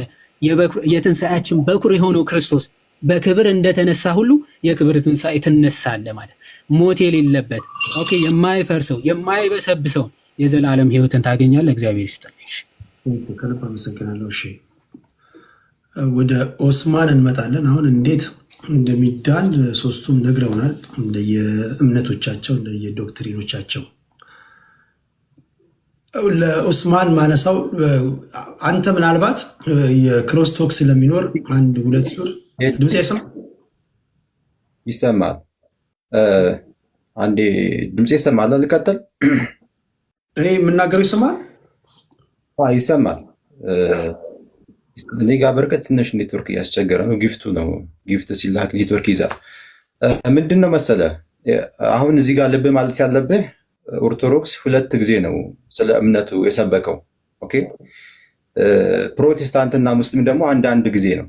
ስለዚህ ከመጠያየቃችንም በፊት ኦርቶዶክስ 2 ይሰብኳል፣ ፕሮቴስታንት ሙስሊም 2 ጊዜ መሆን አለበት። አንድ ዙር ለእኛ መሰጠት አለበት። ኦኬ፣ ልደትና ዮሐድ ሁለቱም ኦርቶዶክስ ናቸው አይደል እንዴ? ስለዚህ 2 ጊዜ ነው ስለ ኦርቶዶክስ የተናገረው። ስለ እስልምናም ስለ ፕሮቴስታንትም እንደዛ መሆን አለበት፣ ፌር እንዲሆን ማለት ነው። ቆይ ቁጥሩን ተውት፣ ቁጥሩን ተውት። 5 ሰውም ገብቶ 1 ሰውም ካለ ዋናው አንተ በእምነት ላይ መተማመንህ ማሳደርህ ነው። ዋናው አንተ እነሱ ሲናገሩ አድምጫቸው አንተ ስትናገር ኢንተራፕት አለማድረጌ ነው። በተረፈ የሚሰራው ቃሉ ነው፣ አንተ ውስጥ ያለው ነው ቃሉ የሚሰራው ብዬ ነው የማምነው። በተቻለ መጠን ግን ስብጥሩ ሚዛናዊ እንዲሆን አድርጋለሁ። አሁን ያኛው ስለተስተካከለ ድጋሚ ወደኋላ እንመለስም። ኦልሬዲ ገብቶ ነበር ልደት፣ ከገባ አይቀር ተናግሮ ሄዷል። ይሄ የመጀመሪያም የመጨረሻም አይደለም። እንቀጥላለን። ገና ብዙ ነገሮችን ስለምንነካካ በዚሁ ኮምፕሌን እያቀረብን ወደኋላ እንዳንጎተት እሱ መስተካከያ ቢሰጥበት። ኦልሬዲ ተናግሯል። ሰዎች ያደምጡትን አድምጠዋል። በዛ ወድ ብንረዳው። ሌላ ምትለዋለህ? አይ ችግር የለም ማለት እንግዲህ አሁን ደቂቃ ሲሰጥ በሰፊው ደቂቃ ሲሰጥ ሰው ስለራሱ ሃይማኖት በሰፊው ለመግለጽ ይመቸዋል። ገባ እንትን እንዲሆነ ችግር የለም። እንዲሁም መቀጠል እንችላለን። ኖርማል ነው። ኦኬ ወደ እንትኑ እንመለስ። እናንተ ጋር ለምሳሌ ኦርቶዶክሶችን የፕሮቴስታንቶችን ሰምተናል። እናንተ ጋር ለመዳን ስራ ያስፈልጋል? ስራ የሚባል ነገር አለ ወይስ እንዲሁ አላህን ሰዎች አላህን ከተቀበሉ በኋላ ኦልሬዲ አውቶማቲካሊ የጀነት በር ይከፈትላቸዋል? እሱን ትነካልንና ምናልባት ደቂቃ ካለ እነሱም አንተን ይጠይቀዋል፣ አንተም እነሱን ይጠይቀዋል። እርስ በርሳቸው በምታደርጉት መጠያየቅ፣ በሰከነ መንገድ በሚደረግ መጠያየቅ እኛ እንድንማማር ማለት ነው። እና መጠየቅ የምትፈልገው ነገር ካለ ኤፍሬምን፣ እናንተ ጋር ስለ ድህነትን አስመልክቶ እንደዚህ ይላል ይሄ ነገር ቴዲን ይሄን አምኖ እናንተ ጋር ቢመጣ አይጋጭበትም ወይ እንዴት ታስታርቁታላችሁ ብለህ መጠየቅ ትችላለህ ለማለት ያለው። ቀጣዩ 9 ደቂቃ አንተ ነው ወንድሜ። ኦኬ እሺ፣ ባለኝ ደቂቃ ለመናገር እሞክራለሁ ኢንሻአላህ። ቢስሚላህ ወልሐምዱሊላህ ወሰላቱ ወሰላም ዐላ ረሱሊላህ ረቢ ሽረሕ ሊ ሰድሪ ወየስር ሊ አምሪ ወሕሉል ዑቅደተን ሚን ሊሳኒ ፈኢነ ኸይረል ሐዲስ ኪታቡላህ ወኸይረል ሀዲይ ሀዲዩ ሙሐመድን ሰለላሁ ዐለይሂ ወሰለም። ኔትወርክ ችግር ካለ አሳውቁኝ፣ ቪዲዮን አጠፋዋለሁ። ያው ለመረጃም እንዲመቸኝ ነው ቪዲዮን አሁን ላይ ያበራሁት። ምንድን ነው እዚህ ጋር ወገኖቻችን ያነሱት ሀሳብ አለ፣ ስለ ክርስትና ያነሱት ሀሳብ አለ። እንደ አጠቃላይ ቁርአን ስለ ሁሉም ነገር ይናገራል። ባይደው ለምን? ቁርአን የፈጣሪያችን ቃል ስለሆነ፣ ሁሉም ነገር ደግሞ የፈጣሪያችን ፍጥረት ስለሆነ አላህ ስለ ሁሉም ፍጥረታቱ ይናገራል። ቁርአን ስለ ሁሉም ነገር ነው የሚናገረው። አሁን እዚህ ጋር ኤፍሬም ያነሳው ፖይንት አለ፣ ስለ ስላሴ ማለት ነው። አላህ ቁርአን ላይ ምንድን ነው የተናገረው? ለቀድ ከፈረ አለዚነ ቃሉ ኢነላሃ ሳሊሱ ሰላሳ። ፈጣሪ ትሪኒቲ የሚለውን ሀሳብ፣ ስላሴ የሚለውን ሀሳብ ማለት ነው፣ አንድም ሶስትም ነው የሚለውን ሀሳብ የፈጣሪ ባህሪን ያሉ ሰዎች በእርግጥም ካዱ ነው ያለው። ይሄንን የተናገረው ሰው አይደለም፣ ወይ ደግሞ ነብይ አይደለም፣ ወይ ደግሞ መላእክት አይደለም፣ ፈጣሪያችን አላሁ ሱብሓነሁ ወተዓላ ነው። በእርግጥም ካዱ ከፈሩ ብሎ ዘግቶታል በአራነትም። ኦኬ መጽሐፋቸው የሚል አይደለም ያለው፣ መጽሐፋቸው እንዲህ የሚል ሰዎች አይደለም፣ ንግግራቸውን ያለው። ኦኬ አሁን ዮሐድም ኤፍሬም ያስቀመጡት ሀሳብ አለ። ምንድነው? ስለ ክርስቶስ አምላክነት ዮሐድ ለመግለጽ ሞክረዋል።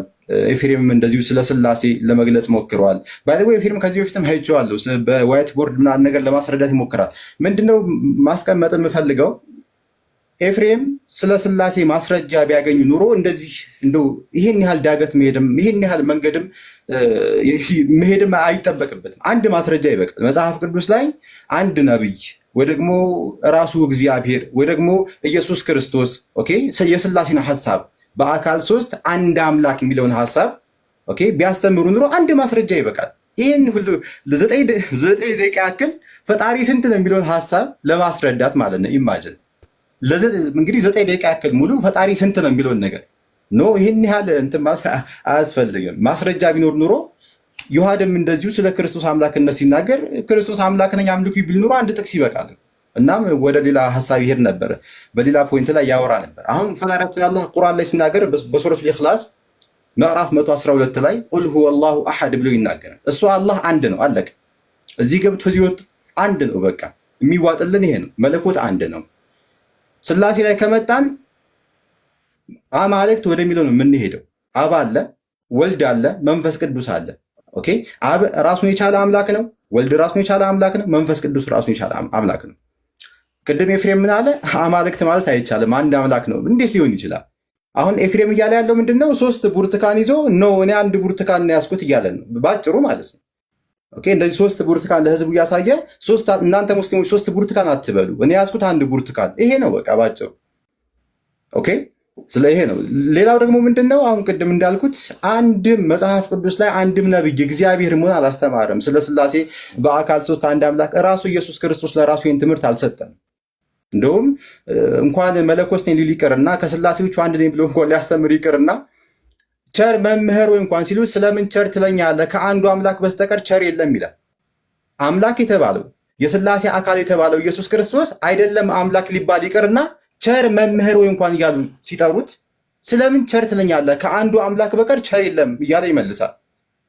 ኦኬ አምላክ የተባለው ኢየሱስ እንኳን ማለት ነው። ስለዚህ ቁርአንም ይህንን ያስቀመጠው ለቀድ ከፈረ አለዚነ ቃሉ ኢነላሃ ሳሊሱ ሰላሳ ኢነላሃ ሁወል መሲሑ ብኑ መርየም። ሁለቱም በተከታታይ ሱረቱል ማኢዳ ምዕራፍ 5 ላይ ማለት ነው። መጀመሪያ ላይ ምን አለ? ስላሴ ትሪኒቲ አንድም ሶስትም ነው መለኮት ያሉ ሰዎች በእርግጥም ካዱ አለ። ትክክል፣ ማስረጃ የለው። እንደው መጽሐፋቸው መለኮታዊ ቃል እንኳን ይሁን እንኳን ቢባል መጽሐፍ ቅዱስ ያልተበረዘ ትክክለኛ ቅዱስ መጽሐፍ ነው ብንል እንኳን ስላሴን ፕሩቭ የሚያደርግ አይደለም መጽሐፉ ብንል እንኳን ማለት ነው። ግን ወደ መጽሐፉን ከመጣን ጸሐፊው ማን ነው ብንል አይታወቅም። ኦኬ ብዙ መሰረታዊ ችግሮች እናገኛለን። ስለዚህ ይሄ ነው። በመቀጠልም ሁወል መሲሑ ብኑ መርየም የመርየም ልጅ ዒሳ ወይ ደግሞ ኢየሱስ አምላክ ነው ፈጣሪ ነው ያሉ ሰዎች በእርግጥም ካዱ እያለ የክርስትናን ሐሳብ ቁርአን ትክክል እንዳልሆነ ይገልጻል ማለት ነው። ቅድም እንደነገርኩ ቁርአን መለኮታዊ ቃል ነው። ስለ ሁሉም ነገር ይናገራል የፈጣሪ ቃል ስለሆነ ማለት ነው። ኦኬ አሁን ላይ በመካከላችን ላይ ስለምንከራከረው ነገር ሁሉ ፈጣሪያችን አላህ ይሄ እንዲህ ነው ብሎ ያስቀምጥልናል ማለት ነው፣ ግልጽ የሆነውን መንገድ። ስለዚህ ይሄ ነው። ስለ እስልምና ካነሳን ቅድም የጀመርኩት ፖይንት ላይ ማለት ነው፣ በአጠቃላይ ነብያቶች ሙስሊሞች ናቸው። ዛሬ ላይ እኛ ሙስሊሞች እየኖርን ያለንን እስልምናን ከዚህ በፊት የነበሩ ነብያቶች ሲኖሩት የነበረውን እስልምና ነው። ሌላ አዲስ አይደለም። ነቢዩ መሐመድ መጤ አይደለም ይዞ የመጡት። አላሁ ስብሐነሁ ወተዓላ በሱረቱ ነሕል ላይ እንዲህ በማለት ይናገራል። ሱረቱ ነሕልን ስንመለከት ምዕራፍ 16 ማለት ነው። ኢነ ኢብራሂም አለ። እንግዲህ አብርሃም ሲባል ክርስቲያኖችም አይሁዶችም ያውቁታል፣ የነብያቶች አባት ነው። ኦኬ ኢብራሂም እኮ አለ ፈጣሪያችን አላህ ካነ ነበረ ኡመተን ቃኒተን ሊላህ ለፈጣሪው ለአላህ እጅ የሰጠ ቀጥ ያለ ሙስሊም ነበር። ሐኒፈን ወለም የኩ ሚነል ሙሽሪኪን ከአጋሪዎችም አልነበረም፣ ለአንዱ ፈጣሪ ታዛዥ ነበር አለ። ሻኪረን ሊአንዑሚህ ፈጣሪውም ለዋለለት ጸጋ መስጋኝ ነው። ኢጅተባሁ ወህዳሁ ኢላ ሲራጢን ሙስተቂም ፈጣሪውም አላህ ወደ ቀጥተኛው መንገድ መረዋልና ወአተይናሁ ፊዱንያ ሐሰና ወኢነሁ ፊል አኺረቲ ለሚነ ሷሊሒን አለና ሱመ አውሐይና ያ ሙሐመድ ወዳንተ ቁርአንን አወረድን አለ ኢለይክ አኒተቢዕ ሚለተ ኢብራሂም የአብርሃምን መንገድ ታስቀጥል ዘንድ። አየህ አይደለ? ቁርአን የወረደበት ምንድነው? አዲስ መጤ የሆነ ሃይማኖት ልትመሰረት ምናምን ነገር አይደለም። የአብርሃምን መንገድ ታስቀጥል ዘንድ ወደ አንተ ቁርአንን አወረድን። የአብርሃም መንገድ ምንድን ነበር? መለኮት በአካል ሶስት አንድ አምላክ የሚል ነው አይደለም። ስላሴ የሚባል አስተምሮ አያውቅም። መጽሐፍ ቅዱስ ላይ እስኪ ካለ አምጡልኝ። የትኛውም ነቢይ ስለ ስላሴ አልሰበከም። የትኛውም ነቢይ ኢየሱስ ክርስቶስ ስለ ስላሴ አላስተማርም። ስለዚህ ኢብራሂም የስላሴ እምነት ተከታይ ሳይሆን ስላሴን የሚቀበል አይደለም። ስላሴ የሚቀበል ከሆነ ክርስቲያን ነው ማለት ነው። ግን በጭራሽ የስላሴ ሀሳብ ለራ አላስተማርም መጽሐፍ ቅዱስ ላይ እንኳን ብንመለከት። ስለዚህ አንዱን አምላክ የማምለክ ስራ ነበር ኢብራሂም የሚሰራው፣ የሚሰብከውም ወደዛ ነው። ያንን መንገድ ታስቀጥል ዘንድ እያለ ኢስላም ደግሞ ስንል ምንድነው? አልኢስቲስላሙ ሊላሂ ተዓላ ቢተውሂድ። አየህ፣ የኢብራሂም መንገድ ኢስላም ነው። ኢስላም ማለት ሁለት እጅን ለአንድ ፈጣሪ መስጠት። በቃ የቃሉ ትርጉም ይሄ ነው። ኢስላም አስለመ ማለት እጅ ሰጠ ማለት ነው። ኦኬ። ስለዚህ እጅ መስጠት፣ ለአንድ ፈጣሪ እጅ መስጠት ማለት የኢብራሂም መንገድ ነው። አሁን እንደነገረን አምላኩን አላህን እሺ የሚል የሚታዘዝ ነበር እያለ አሁን ያነበብነው አንቀጽ ላይ ይናገራል። ስለዚህ ይህንን መንገድ ያስቀጥል ዘንድ ቁርአን እናወረድን እያለ ይናገራል። ስለዚህ አሁን ደቂቃ ያለቀ ነው መሰለኝ። ስለ እስልምና ከተባለ ያው ቅድምም ስለ አርካኑል ኢስላም ዘርዝረናል፣ ስለ መሰረታዊ ትምህርቶች ማለት ነው። አንድ ደቂቃ ነው ያለኝ። እንደ ጥያቄ ማቀርበው ምንድነው በስተመጨረሻ ኤፍሬም ባለ ጊዜ ስለ ስላሴ መጽሐፍ ቅዱስ ላይ ከፍተህ መጀመሪያ ከእግዚአብሔር እንጀምር። እግዚአብሔር ከብሉይ ኪዳን ጀምሮ ስለ ስላሴ በአካል ሶስት አንድ አምላክ የሚለውን አስተምሮ ቅድም ያስተማርከውን ማለት ነው። አእምሮም ባይቀበለው ማለት ነው። ለምን ሶስት ብርቱካን አንድ ብርቱካን ነው የሚለውን አእምሮ አይቀበለው። ስለዚህ እንዲህም እንዳለ ሆኖ ማለት ነው በአካል ሶስት አንድ አምላክ የሚለውን አስተምሮ እግዚአብሔር ካስተማረ አምጣልኝ። እግዚአብሔር ካላስተማረ ወደ ነብያቶች እንምጣ። እነ ሙሴ እነ ዳዊት ኦኬ ካስተማሩ አምጣልኝ። ጥያቄ ነው። ኦኬ።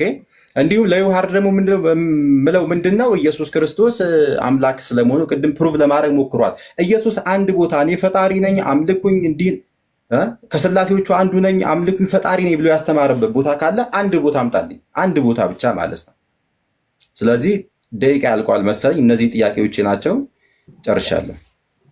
ቴንክ ዩ። አንድ ይሄ የፕሩፍ ወይም ደግሞ የማስረጃ ጥያቄ ነው ያነሳው።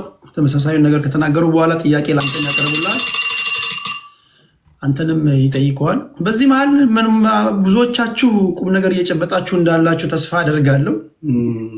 ወደ ኤፊ እንመጣለን። ኤፊያችን አለ 9 ደቂቃ አለ። ወንድሜ ካለ ይሰማል? ቴዳይ አለው። እሺ እንግዲህ እኔም ጀምራለሁ። ኦሳማ አይ ቲንክ እየተከታተለ አይመስለኝም ነበረ። እየተከታተለ አይደለም። ምክንያቱም ቅድም የተናገርኩትን ነገሮች በሙሉ ረስቷቸዋል። አሁን ግን የቅድሙ ልመና እሱንም ኢንክሉድ ያደርጋል ብዬ ላሳስበው እወዳለሁ፣ በደንብ እንዲሰማ ማለት ነው። አንድ ቅድም ሲጀምር ምን አለ? ገና ሲጀምር ምን አለ? አንድም ሶስትም አለ። እሱን እኮ ቅድም ተናገርኩ እኮ። አንድም ሶስት አንድ ነገር በአንድ ጊዜ ሶስትም አንድም ሊሆን አይችልም። አንድ የሚለው በመለኮት ነው፣ ሶስት ደግሞ በአካል ነው። ስለዚህ አንድም ሶስትም ሚል አንተ ሌላ ትምህርት ልታመጣ ከሆነ ኦኬ፣ ግን አንድ በመለኮት ነው፣ ሶስት በአካል ነው። እንደዛ ነው እና ወደዛ ትዊስት ማድረጉ ትክክል አይደለም። ሌላም በመጽሐፍ ቅዱስ አምጣት፣ ትሪኒቲን ሶስት አካል የሚለውን አምጣት። ረ ድፍረት። መጽሐፍ ቅዱስ በሙሉ የሚናገረው ስለ ሶስት አካል አይደል እንዴ? ስለ አንድ መለኮት አይደል እንዴ መጽሐፍ ቅዱስ የሚያወራው? እሺ ዮሐንስ 1:1 ተጀመረ። በመጀመሪያ ቃል ነበረ አለ። ቃል ነበረ። በመጀመሪያ ምን ነበር? ቃል ነበረ። ስለ እግዚአብሔር ልጅ ስለ ኢየሱስ ክርስቶስ ነው ይሄን የሚያወራው። ኦኬ፣ ልብ ብላችሁ ተከታተሉ። በመጀመሪያው ቃል ነበረ። በመጀመሪያው ቃል ነበር ማለት ቃል ያልነበረበት ጊዜ የለም ማለት ነው። ኦኬ፣ ቃል ያልነበረበት ጊዜ የለም። ኦኬ፣ ጅማሬ የለውም ማለት ነው። በመጀመሪያው ይልና ቃል ነበረ ይላል። ከፍጥረት ሁሉ በፊት ነበረ። ከዛስ ቃልም በእግዚአብሔር ዘንድ ነበር ይላል። ያ ማለት ከአብና ከመንፈስ ቅዱስ ጋር ትክክል ሆኖ ነበረ ነው። ከዛስ ቃልም እግዚአብሔር ነበረ ይላል። ሄሎ፣ ቃልም እግዚአብሔር ነበረ። መቼስ ይሄኛውን ሌላ ስም እንደማትሰጠው ተስፋ አደርጋለሁ። ዮሐንስ ራእይ ላይ ስሙ ቃል ተብለዋል፣ በደም የተረጨ ልብስ ብሎ ራሱን ያስቀምጠዋል። ኦኬ፣ ቃል ስጋ ሆነ ይላል። ከዚህ ጋር ወርዶ እዛም ሳንሄድ ማለት ነው። እዚህ ጋር 12 ወደ እሱ ጋር ሄዳለሁ እንዳላምታታው። አሁን በመጀመሪያው ቃል ነበረ፣ ቃልም በእግዚአብሔር ዘንድ ነበረ፣ ቃልም እግዚአብሔር ነበር ይላል። ወደታች ወርዶ ግን እዚሁ ላይ ቃል ስጋ ሆነ ይላል። የሚያወራው ስለ ወልድ ነው፣ የታወቀ ነው። ስለዚህ ቃል ምንድን ነበር? እግዚአብሔር ነበር ይላል። ኦኬ እግዚአብሔር ነበር እንዳትረሳ፣ ቃልን ነው። እሺ 3% የሚባል ነገር የለም። እንደዛ መጽሐፍ ቅዱስ ላይ 3% የሚል ነገር የለም። ይምጣ እንደዛ የሚባል ነገር። ኦኬ እንደዚህ ይላል። ማቴዎስ ላይ ነው ያለሁት። ማቴዎስ 3 ላይ ማቴዎስ 3:16 እንደዚህ ይላል። ማቴዎስ 3:16 እንደዚህ ይላል። ኢየሱስም ከተጠመቀ በኋላ ወዲያው ከውሃ ወጣ፣ እነሆ ሰማያት ተከፈቱ፣ የእግዚአብሔር መንፈስ ይላል። ስለ መንፈስ ቅዱስ ነው የሚያወራው፣ ስለ ሆሊ ስፒሪት። የእግዚአብሔር መንፈስ እንደ እርግብ ሲወርድ በእሱም ላይ ሲመጣ አየው። ኦኬ ፐርሰን ማለት ይሄ ነው። ቅድም ፐርሰን ሳስረዳ ምን አልኩኝ? ረቂቅ መንፈሳዊ አካል፣ ማይጨበጥ ማይዳሰስ፣ እኔ ማለት የሚችል እኔነት ያለው አልኩኝ። ይኸው መንፈስ ቅዱስ ሲመጣ አየው ይላል። ኦኬ መንፈስ ቅዱስ ቆይ የሚያስረግጥ ከዚህ የተሻለ አመጣልሃለሁ። ከዛስ እነሆ ድምፅ ከሰማይ መጥቶ በእርሱ ደስ የሚለኝ የምወደው ልጄ ይህ ነው አለ ይላል። ልጅ ያለው ማን ነው? አብ ነው። እዚህ ጋር ማንን ታያለ? ኢየሱስ ይኸው ተጠምቆ እየወጣ ነው ከዮርዳኖስ ማለት ነው። ኢየሱስ አለ፣ ወልድ ማለት ነው። አባቱ የምወደው ልጄ ይላል። መንፈስ ቅዱስ ደግሞ በእርግብ አምሳል ከሰማይ ወርዷል። 3% ማለት ይሄ ነው። እሺ 3% ማለት 3 ብርቱካንና ሙዝ አይደለም። ኢትፍሩት ነው እሱ ያለው። አስመዝነ ልጠብላ 3 አካል ማለት ይሄ ነው። ፐርሰን ማለት ነው። ኦኬ ማይጨበጥ ማይዳሰስ ረቂቅ አካል ማለት ነው። ይኸው አብ፣ ወልድ፣ መንፈስ ቅዱስ 3 አካል። ኦኬ ስፔሲፊክ ለምን አናረገውም?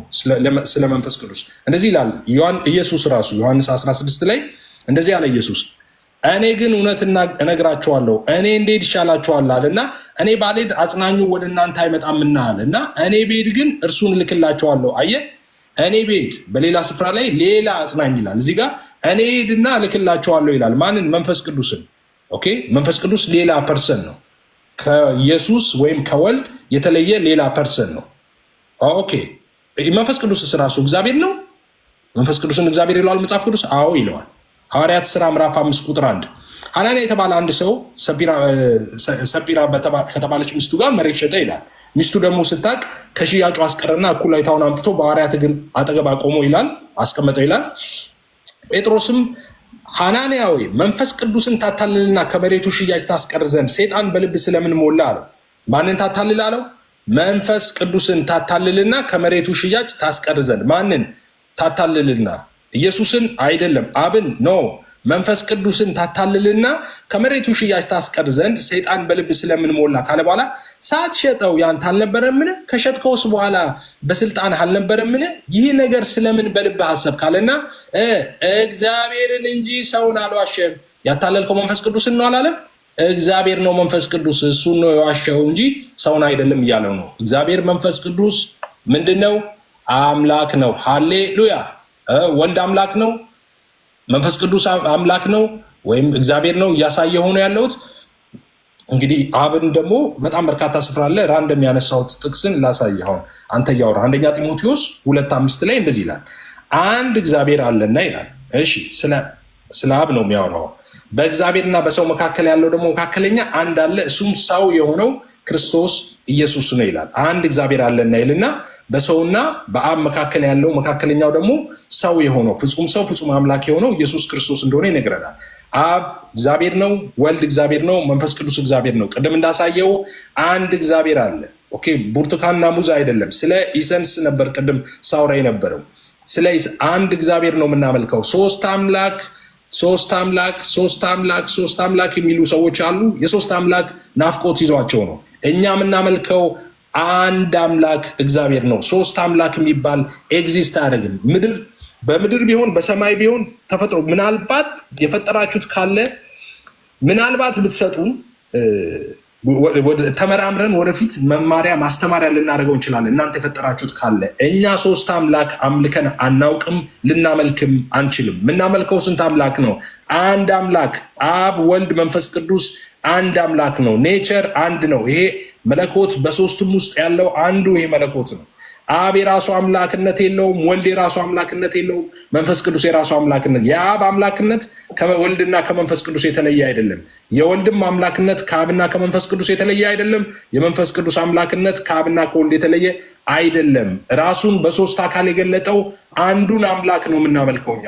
አንድ አምላክ። እስራኤሎች ስማ አምላክ እግዚአብሔር አንድ ነው አለው። እግዚአብሔር ስንት ነው? አንድ ነው። አንድ የሚለው እዛ ላይ ኢሃድ የሚለውን ይጠቀማል። ኦኬ ኢሃድ የሚለው ኦብቪየስ ጥምር አንድነትን ጥምር አንድን ለማሳየት በተደጋጋሚ ዕብራይስጡ እንደዛ ስለሆነ ማለት ነው ይገባል። ለምሳሌ ስለ አዳም ሲያወራ ወይም ደግሞ ሰው አባትና እናቱን ይተዋል ከሚስቱ ጋር ይጣበቃል የሚለውን ከሚስቱ ጋር ይተባበራል ሁለቱ አንድ ስጋ ይሆናሉ የሚለውን ሀሳብ አንድ የሚለውን የዕብራይስጡ ቃል ኢሃድ ነው የሚለው ጥምር አንድነትን የሚያሳይ ነው። ስለዚህ አምላካችን እግዚአብሔር ስንት ነው? አንድ ነው። አብ ወልድ መንፈስ ቅዱስ አንድ አምላክ። ሶስት አምላክ አናውቅም እኛ። ሶስት አምላክ የሚባልም የለም፣ ኤግዚስትም አያደርግም። አንድ አምላክ ነው ያለው፣ እሱም የእኛ የክርስቲያኖች አምላክ ነው። አብ ወልድ መንፈስ ቅዱስ አንድ አምላክ ይባላል። ሶስት የሚባለውን ሀሳብ አስረድቻለሁ። ይሄ ነገር እንግዲህ አንድ ደቂቃ እሺ፣ ቅድም አስረድቻለሁ፣ በተደጋጋሚ አስረድቻለሁ። ይሄ ሶስት የምንለው በአካል ነው። የሰው አሁን ሰው ይባላል። የሰው ፍጠር እያልክ ታወራለህ ቴዲ። ይሄ የሰው ፍጡር፣ ይሄ ሰው ልጅ እያልክ ታወራለህ። የምታወራው እንደዛ ስትል ስለ ኢሰንስ እያወራህ ነው፣ አንድ አድርገህ ስታወራ ማለት ነው። ኦኬ በአካልስ ቢሊየንስ አይደለን እንዴ ሰዎች? ኦኬ በአካል በጣም በርካቶች ነን፣ ግን የሰውነት ኢሰንስ ስንት ነው? አንድ ነው። ሰው ማለት እኮ የሰው ፍጥረት እኮ እያልክ ታወራለህ። አካል ስትል ነው ሶስት ምትለው እንጂ መለኮት አንድ ነው፣ አምላክ አንድ ነው፣ ሶስት አምላክ የለም። ስለዚህ ብርቱካኖቹን እየላጥን እየበላን፣ ነገር ግን ኢሰንስ ላይ ትኩረት እናድርግ። ኢሰንስ ላይ ትኩረትና ኔቸር ላይ ትኩረት እናድርግ። ኦኬ አብ ወልድ መንፈስ ቅዱስ አንድ አምላክ ነው። አንድ መለኮት እንጂ ሶስት መለኮት የለም። ሶስት መለኮት ቢኖር ነበር ሶስት አምላክ የሚሆነው። ሶስት መለኮት በሌለበት አብ የራሱ ወልድ የራሱ መንፈስ ቅዱስ የራሱ መለኮት በሌለበት ሁኔታ ሶስት አምላክ ሊሆን አይችልም። አመሰግናለሁ። ጥያቄ የለህም ለኦስማን? ከድህነት ጋር ተያይዞ ከሌለ ወደ ዮሐድ እንሄዳለን። ዮሐድ 9 ደቂቃ አለ። ኦኬ ልጀምር። ኦኬ እሺ ቴንኪው። ኦኬ ወንድማችን ኦሳማ የቁርአኑን ስህተት ድጋሚ መሳሳቱ በጣም አስገርሞኛል። እውነት ለመናገር ሱራ 471 ላይ ያለውን ሀሳብ አንስቶ አላህ የተሳሳተውን ይሄ ስላሴ ጽንሰ ሀሳብ ደግሞ እዚህ ጋር ሲያነሳ በጣም አፍሬያለሁ። እውነት ለመናገር ብዙዎቹ ይሄንን ቢያንስ ፊክስ ለማድረግ ስለሚሞክሩ ማለት ነው። ይሄ ስል በማስረጃ ነው። በነገራችን ላይ አሁን አላህ ሱረቱል ኒሳ ምዕራፍ 471 ላይ የሶስት ሶስተኛ ነው ይላሉ አለና የሶስት ሶስተኛ የተባሉት ወይም ደግሞ እንደዛ የሚል አስተምሮ የለም። ይሄ ራሱ የቻለ ስህተት ሆኖ ሳለ የሶስት ሶስተኛ የሚሉት ግን እነማንን ነው የሚለውን ሀሳብ ሙፈሲሮቻቸው ሲያብራሩ አሁን ተፍሲር ኢብን አባስ ላይ የሶስት ሶስተኛ የተባሉት ይላል there are three gods አሉና ጋድ ሳን ፋዘር ኤንድ ዋይፍ ይላል። ልጅ አባትና ሚስት ናቸው ብለው ያምናሉ አለ። ይሄ በጣም ትልቅ ስህተት ነው። እንግዲህ ፈጣሪ ከሚባል አካል የማይጠበቅ ስህተት ነው። ማንም በታሪክ አባት እናት እና ልጅ ብለው አምልኩ ወይም ደግሞ ሶስት ብለው አያውቅም ማለት ነው። ይህንን ስህተት ድጋሚ ሲሳሳት ተመልክተነዋል ኦሳማ። ቀጥሎ እዛው አልጀላለይንም በተመሳሳይ መንገድ ምን ይላል? ስሪ የተባሉት ይልና ጋድ ጂሰስ ኤንድ ሂዝ ማዘር ናቸዋል። እናቱ ማርያም እና ኢየሱስ ክርስቶስና አብ ናቸው ሶስት የተባሉት። ስለ መንፈስ ቅዱስ ምንም ኖሃው የለውም። በእርግጥ ሆሊ ስፒሪት ይልና ጅብሪል ነው ብለው ስለሚፈቱት ማለት ነው። ይሄ ሚስ አንደርስታንዲንግ በድጋሚ ኦሳማን ጋር ሲደገም ተመልክተነዋል። ይሄ ሱረቱል ማይዳ ወይም ደግሞ ሱራ 5 72 76 116 ላይም በተደጋጋሚ የሚፈጸም ስህተት ነው ቁርአን ላይ ማለት ነው። የትሪኒቲ ጽንሰ ሀሳብ በቁርአን ላይ የተሳሳተው ኦሳማን ደግሞ በድጋሚ ሲሳሳተው ተመልክተናል። ሌላኛው ስህተት በጣም የሚገርመው ማለት ነው በታሪክም የማይገኝ ጭራሽ የማይገኝ ታሪካዊ ስህተት ሱራ 9:30 ላይ የሚገኝ ነው። አይሁዶች ዑዘይር የአላህ ልጅ ነው ብለው ያመልካሉ ይላል ቁርአን። ይህ በጣም ትልቅ ስህተት ነው። በታሪክ አንድም አይሁዳዊ ዑዘይር የሚባል የአላህ ልጅ አለ እሱን እናመልካለን ብለው አያውቁም በጭራሽ ማለት ነው። ይህንን ስህተት ቁርአን ላይ አቅፈን ይዘን ቁርአን የፈጣሪ ቃል ነው ለማለት በጣም ይከብዳል። ባይዘዌ ይሄ በኦተንቲክ በሆኑ ሐዲሶችም መጨረሻ በትንሣኤ ቀን አይሁዶች ይጠሩና ይቀሰቀሱና ይላል ማንን ነበር የምታመልኩት ተብለው ሲጠየቁ ዑዘይር የሚባል የአላህ ልጅን ነበር የምናመልከው ይላሉ ይላል። እኔ እንደው በታሪክ አሁን ኦሳማ ይህንን እንደ ጥያቄ ትይዝልኛለህ። በታሪክ ለናሙና ከአይሁዶች መካከል ዑዘይር የሚባል የአላህ ልጅ አምላክ ነው ብለው ያመልኩ እንደነበር አንድ ለናሙና ማስረጃ ትሰጠናለህ ብዬ ተስፋ አደርጋለሁ። ወደ ስላሴ ጽንሰ ሐሳብ ልምጣና በእስልምና ባይዘው አንድ አምላክ አለ ይባላል እንጂ አንድ አካል የሚባል ትምህርት በቁርአን ጭራሽ ሽታው የለም። አንድ አካል የሚባል ትምህርት በቁርአን የለም፣ ሊያመጡ አይችሉም። በአንጻሩ ግን አላህ ራሱ ከአንድ በላይ መሆኑን ማሳየት ይቻላል ማለት አንድ አካልነት በአካል ነው እያልኩ ያሉት።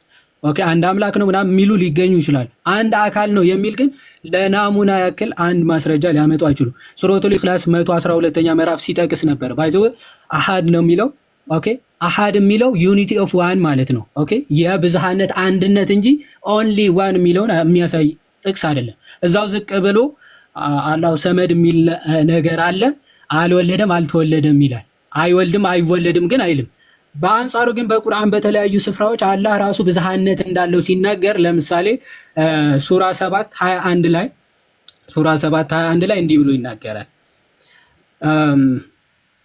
ኦኬ ሶሪ ሱራ 17 ማለት ነው። ሱራ 17:21 ላይ እንዲህ ብሎ ይናገራል። እሺ ምን አለ? ሚስትን ወይም ደግሞ ልጅን በሻን ኖሮ ከራሳችን እንይዝ ነበር ይላል።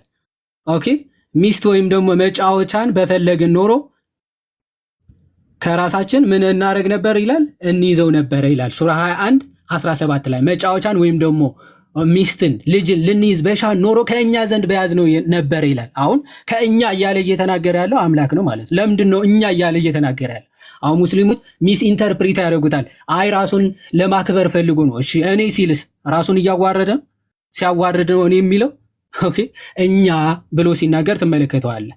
ብዙ ቦታዎች እኛ እንዲህ አደረግን ከመንፈሳችን ነፋን ይላል። አደምን ስንፈጥረው ከመንፈሳችን ነፋንበት ይላል። መንፈሳችን እያለ ያለው አንድ አካል ነው። እንዴት እኛ ሊል ይችላል አንድ አካል? ኦኬ በተቃራኒ በሙስሊሞች ቁርአን ራሱ አንክሪኤትድ ቢንግ ነው ብለው ነው የሚያምኑት። ያልተፈጠረ አካል ወይም ያልተፈጠረ ነገር ነው ብለው ያምናሉ። ይህ ቁርአን ግን በመጨረሻ ቀን ሰው መስሎ ይመጣል። ኦኬ ቁርአን ራሱ ሰው መስሎ ይመጣል። ማስረጃ ሱናን ኢብን ማጃህ በደንብ አስተውሉ። ሱናን ኢብን ማጃህ ሱራ 37:81 ላይ ምናልባት ማስረጃ መክፈት ያስፈልጋል። ኦፍ ኮርስ አዎ ያስፈልጋል። ምናልባት ደቂቃዬ ለመጠቀም ያክል ማስረጃ መክፈት ያስፈልጋል። ሱናን ኢብን ማጃህ 37:81 ላይ ምን ይላል? the Quran will come on the day of resurrection በቂያማ ቀን በትንሣኤ ቀን ይመጣል። ቁርአን ፍጡር ነው? ፍጡር አይደለም። በሙስሊሞች አስተምሮ ፍጡር ከሆነ ኦሳማ ይነግረናል ማለት። ይህ ፍጡር ያልሆነው ቁርአን በቂያማ ቀን በትንሣኤ ቀን ምን ሆኖ ይመጣል ይላል? ላይክ ኤ ፔል ማን ይላል። ኦኬ ልክ እንደ ድሃ እንደ ተቸገረ ሰው መስሎ ይመጣል ይላል ቁርአን። ስለዚህ የሚመጣው ቁርአን ያ ያልተፈጠረው ቁርአን ፍጡር ነው? ፍጡር ካልሆነ ፍጡር ያልሆነ ሁለተኛ አካል በትንሣኤ ቀን ይመጣልሃል። ምን ይላል? I am the one that kept you awake at night and made you rested during the day ይላል። በቀን እንድትጠሙ በሌሊት እንድትነቁ የማደርጋችሁ የነበርኩት እኔ ነኝ ይላቸዋል ሙስሊሞችን ማለት። እንዲህ ፐርሰን ያለው ሁለተኛ አካል በቁርአን ላይ እናገኛለን። ሶስተኛ አካል ሩህ አልቅዱስ የሚባል አለ በቁርአን ላይ። ሩህ አልቅዱስ ወደ መርየም የመጣ አካል ነው እና ጌታ ተብለው ተጠርቷል። ይህ ሩህ አልቅዱስ ፍጡር ለመሆኑ አንድ ከቁርአን ለናሙና አንድ ማስረጃ ሊሰጠን አይችልም። ኦኬ በብራኬት የጨማመራችሁት አይደለም። በብራኬት የጨመራችሁትን ትታችሁ በቁርአን ላይ ሩህ አልቅዱስ የተባለው ጅብሪል ነው የሚል ለናሙና አንድ ማስረጃ ሊያመጡ አይችሉም። ስለዚህ በእስልምና ራሱ 1% የሚለው ትምህርት በጭራሽ በኋላ ላይ ፋብሪኬት የተደረገ ትምህርት ነው። ተውሂድ የሚለውን ትምህርት በኋላ ላይ የመጣ የሰው ፍልስፍና ነው። ተውሂድ የሚለው አስተምሮ ማለት ባይዘዌ ተውሂድ ማለት ራሱ በቁርአን ላይ ቃሉ የለም። በኋላ ላይ ግን ሙስሊሞች ፋብሪኬት ያደረጉት ቃል ነው። ግን ፋብሪኬት ቢያደርጉትም ተውሂድ ማለት ዩኒፊኬሽን ማለት ነው። ኦንሊ ዋን ማለት አይደለም፣ ውህደት ማለት ነው።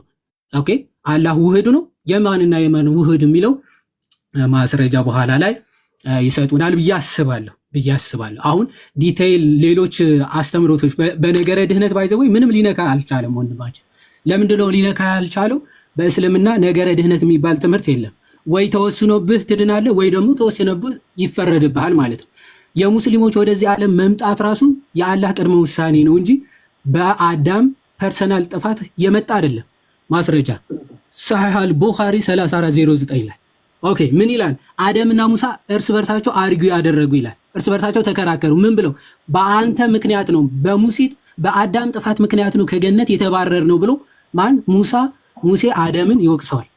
ኦኬ ሲወቅሰው ግን አዳም ምን ብሎ መለሰ? አዎ ትክክል፣ በእኔ ጥፋት ነው የወጣ ነው አለ አላለ? አላህ ከመፈጠሬ ከ40 ዓመት በፊት የወሰነብኝ ውሳኔ ነው አለ። ይኸው የሚታያችሁ ከሆነ ምን አለ? yet you blame me for a thing which had already been written in my fate before my creation ከመፈጠሬ ከ40 ዓመት በፊት በአላህ የተወሰነብኝ ውሳኔ ነው፣ ስለምን ትወቅሰኛለህ እኔን አለ። በአሱ ጥፋት ራሱ አይደለም አዳም ከገነት የተባረረው ፐርፐዝሊ በአላህ ውሳኔ ነው። ስለዚህ በቃ አይሺ በአላህ በራሱ ውሳኔ ነው ማለት ነው። የመጨረሻ የጠየቀኝን ጥያቄ ልመልስ። በጣም ብዙ ማስረጃዎችን ልሰጥ እችላለሁ። ባይዘው የክርስቶስ አምላክነት በመጽሐፍ ቅዱስ በመድኃኔዓለም ሼም ይዞኝ ነው ራሱ ዝም ያልኩት ማለት ነው። ራእይ ምዕራፍ 1 ከቁጥር 8 ላይ ያው ክርስቶስ ራሱ ያለና የነበረ የሚመጣ ሁሉን የሚገዛ ጌታ አምላክ አልፋና ኦሜጋ እኔ ነኝ አለ። ይህ ብቻ ነው? አንደኛ ዮሐንስ ምዕራፍ 5 ከቁጥር 20 ምን ተብሎ ተገለጸ? ስለ ጌታችን የእግዚአብሔር ልጅ የሆነው እንደመጣ እውነተኛውም የሆነው እናውቅ ዘንድ ልቦናን እንደሰጠን እናውቃለን አለ። እውነተኛውም በሆነ በእርሱ አለን ካለ በኋላ እርሱም ልጁ ኢየሱስ ክርስቶስ ነው። እርሱም እውነተኛ አምላክና የዘላለም ሕይወት ነው። አሜን። ቴንክ ዩ። እሺ አሁን እንደዚህ ነው የሚሆነው። የመጨረሻ ዙር ነው የሚሆነው። ለሌላ ፕሮግራም ስለገባው ኦሳማ ይናገርና ቀጥለው ወደ አይ ቲንክ ኤፍሬም ባለ ጊዜ እንዲናገርና ለሌላ ጊዜ ቀጠሮ ይዘን እንሰለማበታለን። ምክንያቱም ቅድም መዝማን ነው ልደት ሲናገር ከተናገረ በኋላ ዮሐድም ስለተናገረ ማቆም ያለብኝ ኤፍሬም ባለ ጊዜው ጋር ስለሆነ እንሰለማበታለን ማለት ነው። ከዛ ነገ ወይ ከነገ ወዲያ ደግሞ ቀጠሮ ይዘን እንደዚሁ እንመጣለን። እሺ ኦሳማ 9 ደቂቃ አለው ወንድሜ። ኦኬ ኢስማዑኒ ጀይደን። ሰዎች በደንብ አድርጋችሁ ለማዳመጥ ሞክሩ። ኮመንት ላይ ጋጋት አለ፣ የመበሻሸቅ ነገር፣ የኔ ይበልጣል፣ ይህ የህፃን ጨዋታ ማለት ነው። እሱን ተዉትና በደንብ አድርጋችሁ አዳምጡ። ከኤፍሬም ከቴዲ ልጀምር። ባይዘዌ ቴዲ ያነሳው ሀሳብና ዩሃድ መጨረሻ ላይ ያነሳው ሀሳብ ተመሳሳይነት አለው። እስልምና ስለ ድህነት ጭራሽ ስለማያወራ ነው። ስለ ድህነት ሲጠየቅ ኦሳማ ጆሃር ያላወራው ጭራሽ ስለ ድህነት ስለማያወራ ነው። ኖ ደቂቃዬ ስላለቀብኝ ነው። አላሁ ስብሓነሁ ወተዓላ በሱረቱል ሙእሚኑን ላይ እንዲህ በማለት ይናገራል። ገና አንቀጹ ሲጀምር ማለት ነው። ቢስሚላህ ራሕማን ራሒም ቀድ አፍለሐል ሙእሚኑን፣ አማኞች በእርግጥም ዳኑ። አማኞች በእርግጥም ዳኑ። ጭራሽ እስልምና ስለ ድህነት ስለማያወራ ነው። ሌላ ታሪክ ማለት ነው። እዚሁ እነማን ናቸው አማኞች ሲባል ቴዲ የጠየቀው ጥያቄ ነው። አያይዣ እንደሌላ አስቀምጠው ብዬ ነው። እነማን ናቸው እነዚህ የዳኑት? ይድናሉ አይደለም፣ ዳኑ ማለትም ጀነትን አገኙ ማለት ነው። ኦኬ ተረጋገጠላቸው። በምድራዊ ህይወታቸው ጀነት እንደሚገቡ ተረጋገጠላቸው። እነማን ናቸው አማኞች ሲባል አለዚነ ሁም ፊ ሶላቲሂም ኻሺዑን እያለ ተግባራቸውን ይገልጻል። ስግደታቸው ላይ አላህን የሚፈሩ ናቸው እያለ ተግባራቸውን ይገልጻል። ተግባራቸው አለ። ያ ተግባራቸው ደግሞ ከአላህ እዝነት ጋር ጀነት ያስገባቸዋል። ለምን? ኩሉ በኒ አደም ኸጣ ነቢዩ መሐመድ ተናግሯሉ። ሁሉም የሰው ልጅ ተሳሳች ነው ብለዋሉ። ምንም አላህ ያዘዘውን ነገር ቢፈጽም እንኳን የሰው ልጅ ምንድነው? ኩሉ በኒ አደም አጠቃላይ የሰው ልጅ ተሳሳች ነው ብለዋሉ። ኦኬ ስለዚህ በአላህ እዝነት ያችን ስህተታችን ደግሞ አላህ በእዝነቱ እየማረን እኛም የአላህን ትእዛዝ እየፈጸምን ድህነት እናገኛለን። ለዚያም ነው ቀድ አፍለሐል ሙእሚኑ አማኞች ዳኑ ነው ያለው። እና በጣም ይገርማል። ሌላው ምንድነው? ኤፍሬም ያነሳው ነገር አለ በኮንፊደንስ ማለት ነው።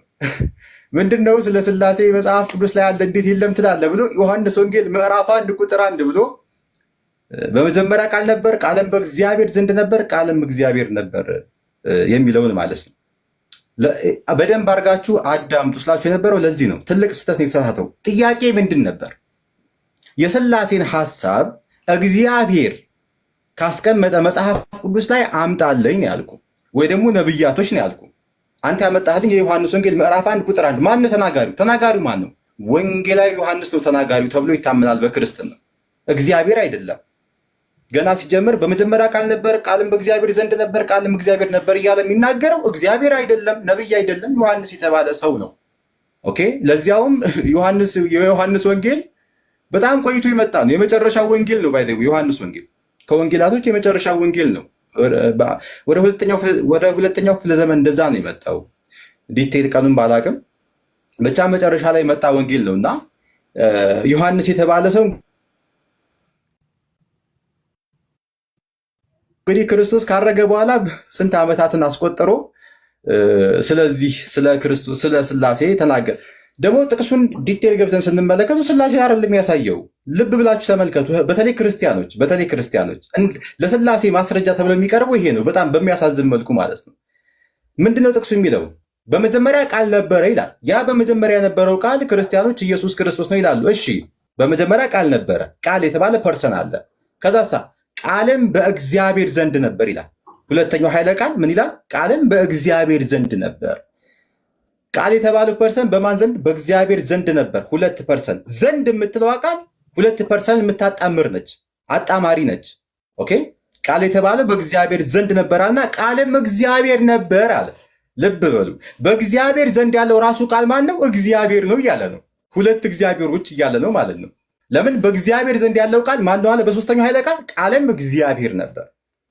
ሁለት እግዚአብሔሮች ነው እንጂ እየገለጸ ያለው በአካል ሶስት አንድ አምላክ የሚል ሐሳብ የለውም በጭራሽ። ኦኬ፣ ይሄ ነው። በመቀጠል ብዙ የተነሱ ሐሳቦች አሉ። ዮሐድ የተለመደውን ጥያቄ አንስተዋል። ከዚህ በፊት የሚያነሳው ይሄ ነው። እንግዲህ ምንድን ነው? በመጀመሪያ ሐዲስ ከፍቶ አላነበበም። ሐዲስ ሳይሆን የሐዲስ ትርጉም እንግሊዘኛ ነው ያነበበው። ሐዲስ ማለት ታብዕዮች የነቢዩ መሐመድ ዓለይሂ ሰላቱ ወሰላምን ንግግር ኦኬ በማስረጃ በሰነድ የዘገቡት ነው። እሱም በአረበኛ ቋንቋ ነው ያቀረበው። እሱ እንግሊዘኛ ነው። የሐዲስ ትርጉም ነው ያመጣው በመጀመሪያ ማለት ነው። ከኔ ጋር ስቀጥል ደግሞ ሐዲሱን ያነበብኩ ነው። ማስረጃ ብለህ ካመጣ እኛ ሙስሊሞች የምንቀበለው ሐዲስ ነው አይደል? ሐዲስ ነው ማስረጃ። ይሄው አረበኛውን እከፍትልሃለሁ፣ እያነበብክ ታስረዳለህ። ይሄ ያስኬደናል። ኦኬ። ለምን እኔ ሲቀጥል እንግሊዘኛ ተናጋሪ አይደለሁም ከዚህ አንጻር ማለት ነው። ኦኬ። ሌላው ምንድን ነው? ስለ መለኮት ዮሐድ የተባለው ወገናችን ለማንሳት ሞክሯል። ማስረጃ አለ ምናምን ነገር በጭራሽ የለም።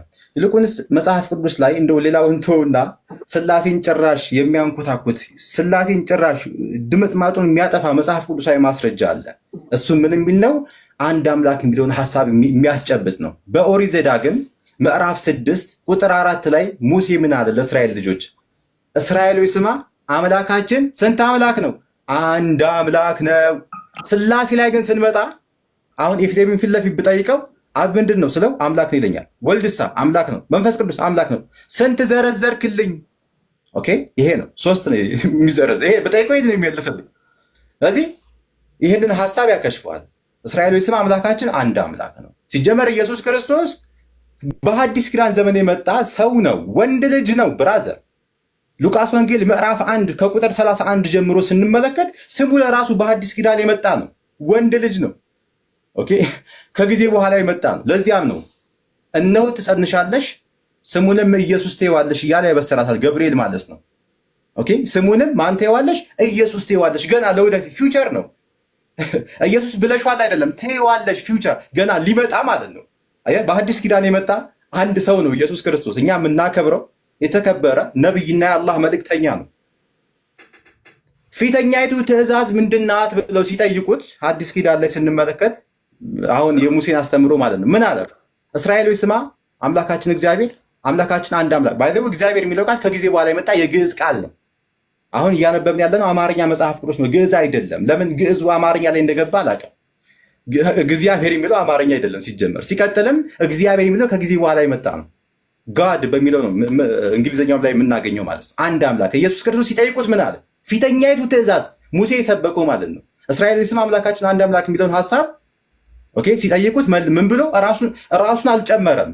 በአካል ሶስት አንድ አምላክ እኔም አለሁበት አምልኩኝ ምናምን ነገር ጭራሽ ማለት ምንድን ነው ያለው?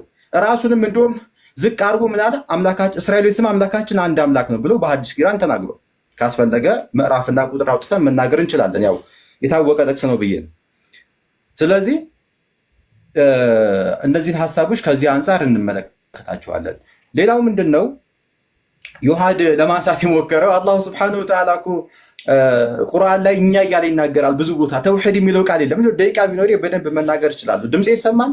ቀይ ምልክት እያመጣ ነው። ምንድን ነው አላሁ ስብሐነሁ ወተዓላ ቁርአን ላይ እኛ የሚለው የክብር ብዜት ነው። ለምን? በመጀመሪያ አንድ መሆኑን ተናግሯል። ቁል ያ ሙሐመድ በል ሁወ አላሁ አሐድ፣ እሱ አላህ አንድ ነው ብሎ ተናግሯል። አንድ ነው ከተባለ ሶስት አይደለም ማለት ነው። አንድ ነው ከተባለ ሁለት አይደለም ማለት ነው። እኛ ሲል የክብር ብዜት ነው። እኛ ሰዎች ለምሳሌ ራሳችንን ከፍ ስናደርግ የሆነ ነገር ሰርተን እኛ ይህን ነገር እኮ አደረግን እኔ ብቻዬን እንደዚህ ልል እችላለሁ። ለምሳሌ ማለት ነው እኛ እኮ ይህን ነገር ሰራ ልል እችላለሁ። አንድ ፐርሰን ሁኜ እኔ ብቻዬን። ይሄ የክብር ብዜት ነው። ኦኬ ቁርአን ላይ አላህ እኛ ሲል የክብር ብዜትን እያሳየ ነው። አሁን ቴዲ እንዳለው ፕሮግራም ይዘን በደንብ ብንወያይ ደስ ይለናል። አሁን ለራሱ እንዳጋጣሚ ነው እዚህ ጋር የተገናኘኑ ማለት ነው። አላኩል ያህል ያነሳቸውን ሀሳቦች ያው ያስታወስኩትን ለመግለጽ ሞክሬያለሁኝ። ግን ዮሐድዬ ማስረጃ ብለህ ስታመጣ እኔ ጋር ስመጣ ሐዲስ ክፈት። ሐዲስ ኦኬ የእንግሊዝኛ ከፍተ ምናምን እሱ እኔ ሲጀመር አልጠቀምበትም። ሐዲስ ማለት አረበኛው ነው። ኦኬ እሱን ከፍተህ አብረን መማማር እንችላለን። ስለዚህ ይሄ ነው። በአማርኛ የለም። ደቂቃ ካለ ይቀጥላል። ደቂቃ አልቋል። አማርኛ ይቅርታና ቴዶ እኔ ማጠቃለያ እሰጣለሁ አይደል? ምናልባት ታች ለዮሐድስ እየተባለ ስለሆነ አልሰማውም እና እኔም ማጠቃለያ እሰጣለሁ አይደል? ትሰጣለህ። እንደዚህ ስለሆነ የሚሄደው ማጠቃለያ በአንተ ነው የምንጨርሰው። በአማርኛ ቁርአን አለ ኦስማን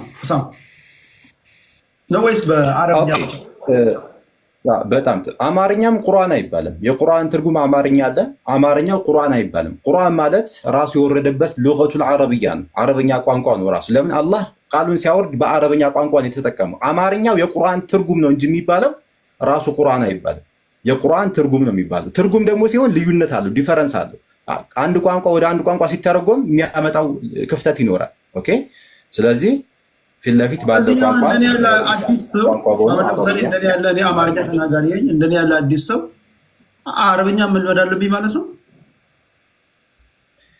ኦኬ ስለ ቁርአን ለመገንዘብ ማንበብ ፈልጋለሁ ብል በአማርኛው መገንዘብ ትችላለህ። የበለጠ ደግሞ አንደርስታንድ ለማድረግ አረበኛውን ትማራለህ። ለዚያም ነው እስልምና ላይ ከልጅነታቸው ጀምሮ ቁርአንን አረበኛውን የሚማሩት ማለት ነው። ልጨርሳ ጠየቀኝ አይደለ?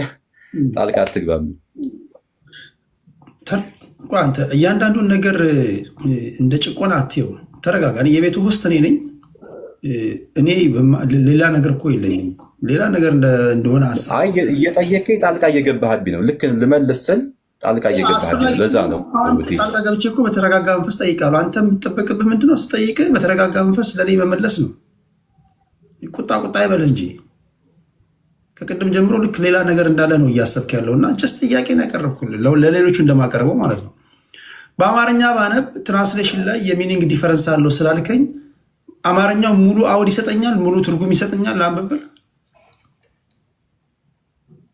ወይስ የግድ በአረብኛው ነው? አረብኛ ለምጄ ነው ማንበብ ያለብህ? አይሰጠህም። ሙሉ የቁርአኑን ትርጉም አይሰጠህም። ለምን በላይ ኦኬ እሺ ልመልስልሽ። ቁርአን ላይ ስትመጣ ቋንቋ አረበኛ ነው። አረበኛ ቋንቋ በጣም የረቀቀ ቋንቋ ነው ከአማርኛ አንጻር ስንመለከተው ማለት ነው። በትንሹ በላጋ የሚባል ነገር አለ ቁርአን ላይ። ኦኬ ለምሳሌ አንዲትን ቃል ብቻ በመጠቀም የዛን ነገር ትልቅነት ኦኬ ለምሳሌ በአንዲት ወርድ ማለት ነው። ለምሳሌ በፋ በምንላት የአረበኛ ቃል ግነትን ማሳየት ይቻላል በቁርአን ላይ ማለት ነው። ይህን አገላለጽ ግን አማርኛ ላይ አናገኘው። ለምሳሌ በጥቂቱ ማለት ነው። ብዙ ብናነሳውን ይህ ሲጀመር ግልጽ ነው። አንድ ቋንቋ ከአንድ ቋንቋ ጋር እኩል የሆነ ትርጉም ሊኖረው አይችልም። ይሄ ነው። እኔ ትራንስሌሽን ላይ ሰም ሊትራሊ ቴክኒኮች ሚስ ይደረጋሉ፣ ግን አውዱ እንዳለ ነው የሚሆነው። ለምሳሌ መጽሐፍ ቅዱስ በአማርኛ አይደለም የተጻፈው፣ በዕብራይስጥ፣ በግሪክ፣ በሂብሩ እያለ ከትራንስሌሽን ሲዟዟር ነው የመጣው። አንዳንድ ቃላቶች እኛ በአማርኛ የምንጠቀማቸውን በዕብራይስጥ የሌሉ በግሪክ የሌሉ ነገሮች እንደየሁኔታው ለምሳሌ እንጀራ የሚባል ነገር እኛ ጋር ኢትዮጵያውያን ጋር ያለው ያን ያህል መሰረታዊ የሚባል መዛባት ላይኖር ይችላል። ያን ያህል መሰረታዊ የሚባል መዛባት አለው በአማርኛው ነው ያልኩ። ምክንያቱም ቁጭ ብዬ ማንበብ አለብኝ ቁርአንን ነው ወይስ አንተ ለእኔ አድቫይስ የምትሰጠኝ አረብኛውን ተምረህ በአረብኛ ነው ማንበብ ያለብህ ነው እያልከኝ ያለው? ኦኬ እሺ ልመልስልህ በድጋሚ ይኸውልህ በእስልምና ላይ ሙስሊሞች ከልጅነታቸው ጀምሮ ራሱን ቁርአኑን ማለት ነው እንዲያነቡ ትምህርት ይሰጣቸዋል። ኦኬ ሐዲስንም እንደዚሁ። ለምንድን ነው ትርጉሙ እያለ ለምንድን ነው እንደዛ የሚደረገው ከተባለ ሙሉ ሐሳቡን በተሻለ መልኩ አላህ ምን ለማለት ፈልጎ ነው የሚለውን ነገር ለመገንዘብ ነው። ኦኬ አማርኛውን ቢማሩ መሰረታዊ የሆነ ነገር ይጓደላል ማለት አይደለም፣ በጭራሽ አይጓደልም። ኦኬ ግን አረበኛው ላይ ሲሆን የበለጠ መረዳት ይኖራል እያልኩ ነው። ለምሳሌ አሁን ቅድም ያልኩን አሁን ቁርአን ላይ ስመጣ ሐምድ አልሐምድ የምትለው ቃል በጣም ማመስገንን የሚያሳይ ነው። አልሐምድ በቃ ምስጋናዎች በአጠቃላይ ሊላህ ለአላህ የሚል ነው። አሁን ወደ አማርኛው ግን ስመጣ ምስጋና የምትለው ቃል ብቻዋን በዚች ምድር ያለው ምስጋና ሁሉ ያጠቃልላል ማለት አንችልም። ምስጋና የምትለዋን ቃል ብቻ ተጠቅሜ ሁሉንም ምስጋና ማለት አልችልም። ሌላ ቋንቋ መጨመር አለብኝ። ለምሳሌ በአጠቃላይ ምስጋና ሁሉ ለአላህ ይገባው፣ አየው ጨመርኩ ሌላ ቃል ማለት ነው። በአጠቃላይ የሚል ቃል እጨምራለሁ። አረብኛው ላይ ግን ስመጣ ሐምድ የምትለዋ ቃል ብቻ ይህንን ታጠቃልላለች ማለት ነው። ስለዚህ ከዚህ አንጻርም ስንመለከተው ቁርአን ላይ ያለውን አማርኛው ሙሉ ለሙሉ ሊገልጸው አይችልም። 4 ነጥብ። ስለዚህ የሚመከረው በአረብኛ ያለውን ማንበብ ነው። እሺ ኤፊ ወደ አንተ ልምጣ። 9 ደቂቃ አለ ወንድሜ።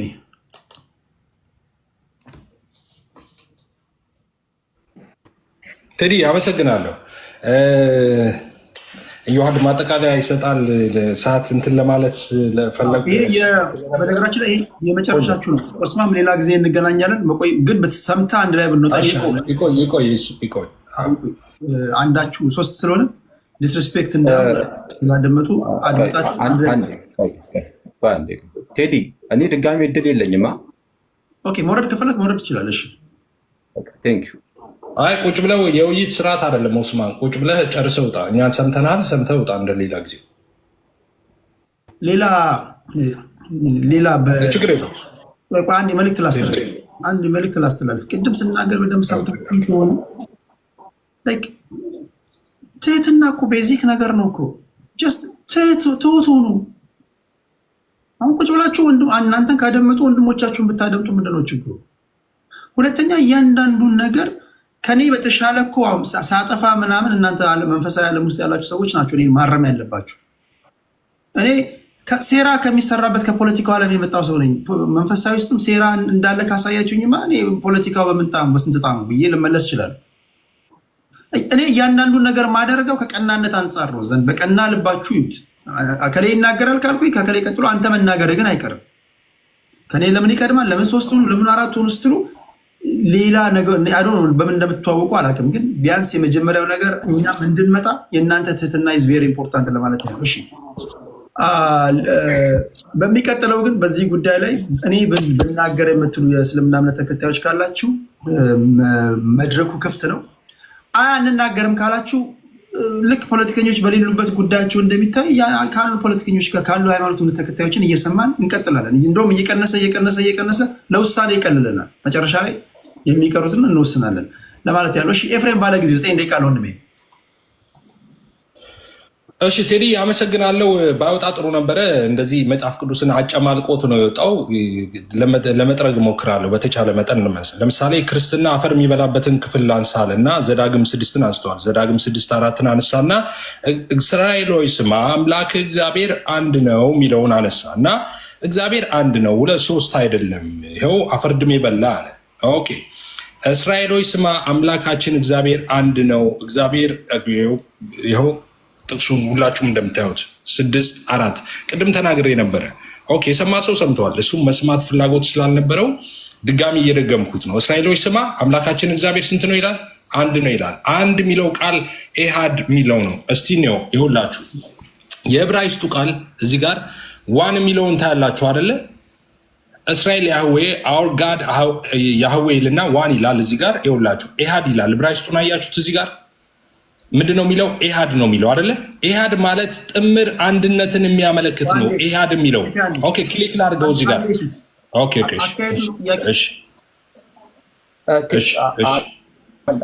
ሶሪ በጣም አይንተ ኤፍሬም ነው ስለኔ ስላወራ ነው። ኤፍሬም ከኔ ጋር ማውራት የምትፈልግ ከሆነ አለው ዝግጁ ነኝ። ፕሮግራም ይዘን አሁን ቢሆን እኔ ይመቸኛል። ሲጨርስ እንቀጣጠራለን። ሲጨርስ እንቀጣጠር። አንዴ ጨርስ። አካሄድ ከሆነ ስድድብ ከሆነ አጸያፊ ነገር ከስማ ብቻ ነው አካሄድ የምትለው እንጂ ለቀጠሮ ለመያዝ እኮ ማስቆም የለብህም። ጨርስ። ቀጥለ ኤፊ። እሺ ያው ሊያስደግመኝ ነው እንግዲህ ዘዳግም ላይ ይኸውላችሁ፣ ቅድም ክርስትና አፈር ይበላበታል በመጽሐፍ ቅዱስ ይኸው ስላሴን አፈር የሚያበላ ጥቅስ ብሎ እስራኤሎች ስማ አምላካችን እግዚአብሔር አንድ ነው የሚለውን አመጣና እግዚአብሔር አንድ ነው ለምንድን ነው እናንተ ስላሴ የምትሉት አለ። እስራኤሎች ስማ እኛ እግዚአብሔር ሶስት ነው ብለናል እንዴ? እግዚአብሔር አንድ ነው። የእኛ ትምህርት የክርስቲያኖች አስተምሮ እግዚአብሔር ስንት ነው? አንድ ነው። ሶስት እግዚአብሔር አናውቅም። አንድ እግዚአብሔር ነው ያለው። እዚህ ጋር ግን አንድ ሲል በአካል አንድ ማለቱ አይደለም፣ በአካል ሶስት ነው። እዚህ ጋር አንድ የሚለው ቃል ኤሃድ የሚለውን ዕብራይስጥኛ ነው የሚጠቀመው። ኤሃድ ማለት ደግሞ ጥምር አንድነትን የሚያመለክት ነው። ይኸው እኔዋ ዕብራይስጡ እንደዚህ ይላል፣ ኤሃድ ይላል። እዚህ ጋር ታያላችሁ፣ ኤሃድ የሚል ቃል ኤሃድ ነው የሚለው። እሺ ኤሃድን ክሊክ እናደርገው። ኦኬ ኤሃድን ክሊክ ስናደርገው ምንን ያመጣል መሰላችሁ? ዘፍጥረት 2:24ን ያመጣል። እዚህ ጋር ዘፍጥረት 2:24 ይታያችኋል። እዚህ ጋር ዘፍጥረት 2:24 ተመሳሳይ ቃል ነው የሚጠቀመው። ምንድን ነው የሚለው? ዘፍጥረት 2:24 እንደዚህ ነው የሚለው፣ ላንብብላችሁ። ስለዚህ ሰው አባትና እናቱን ይተዋል፣ ከሚስቱም ጋር ይጣበቃል፣ ሁለቱም አንድ ስጋ ይሆናሉ ይላል። ሁለቱም ስንት ስጋ? አንድ ስጋ። አንድ የሚለውን ተመሳሳይ ነው። ይኸውላችሁ የዕብራይስጡ ቃል ኤሃድ የሚለውን ቃል ነው የሚጠቀመው። ጀነሲስ 2:24 ኦኬ። ዘፍጥረት 2:24 ምንድን ነው የሚለው? ስለዚህ ሰው እናትና አባቱን ይተዋል፣ ከሚስቱ ጋር ይጣበቃል፣ ሁለቱም አንድ ስጋ ይሆናሉ። አንድ የሚለውን ኤሃድ ነው የሚለው፣ ቅድም በተጠቀመበት ማለት ነው። አምላክ እግዚአብሔር አንድ ነው የሚለውን አንድ የሚለውን ተመሳሳይ አንድ ነው የሚጠቀመው። መቼስ ሰው እናትና አባቱን ይተዋል ከሚስቱ ጋር ይጣበቃል ካለ በኋላ አንድ ስጋ ይሆናሉ የሚለው መቼስ ተጨፍልቀው ማሽን ውስጥ ገብተው ባልና ሚስት ተጠፍጥፈው አንድ ፐርሰን ይሆናሉ እያለ ነው እንዴ? አይደለም። ጥምር አንድነትን ነው የሚያመለክተው። ስለዚህ እዛ ጋር እስራኤሎች ስማ አምላክ እግዚአብሔር አንድ ነው ማለቱ ኦኬ፣ በአካል አንድ ነው እያለ አይደለም።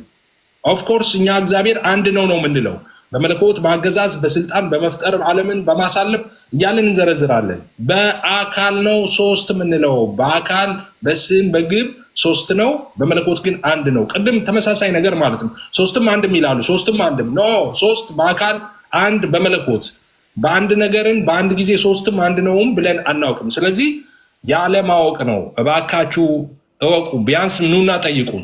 በጣም እንደዚህ አይነት ኤሌመንተሪ የሆኑ ነገሮችን ማለት ነው። ስለዚህ ክርስትና መጽሐፍ ቅዱስ ትሪኒቲን ከዘፍጥረት እስከ ራዕይ ድረስ የሚያብራራ መጽሐፍ ነው እንጂ የሚቃወም መጽሐፍ አይደለም። ሌላው ዮሐንስ 1:1 ላይ ጠቀሰና ኤፍሬም ተባለ። እሺ ስላሴን አስረዳ።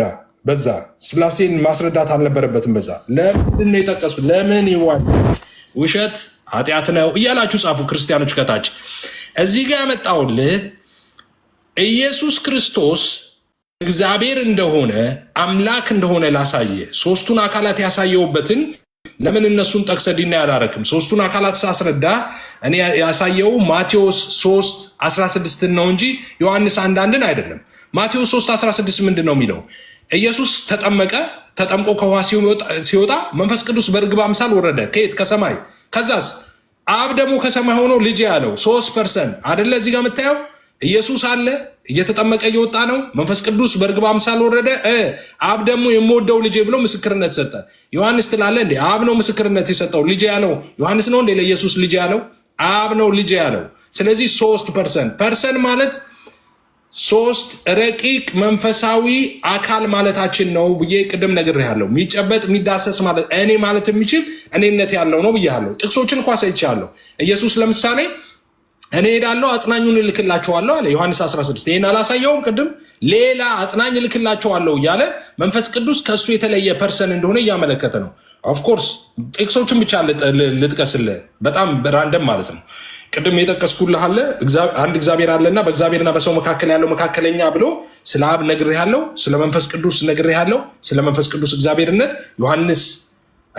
ሐዋርያት ሥራ ምዕራፍ 5 ቁጥር 4 ላይ ዮሐንስ አንዳንድን የጠቀስኩበት ደግሞ ቅድም እንደነገርኩ ኢየሱስ አምላክ እንደሆነ ለማሳየት ነበረ፣ ግን አልገባህም።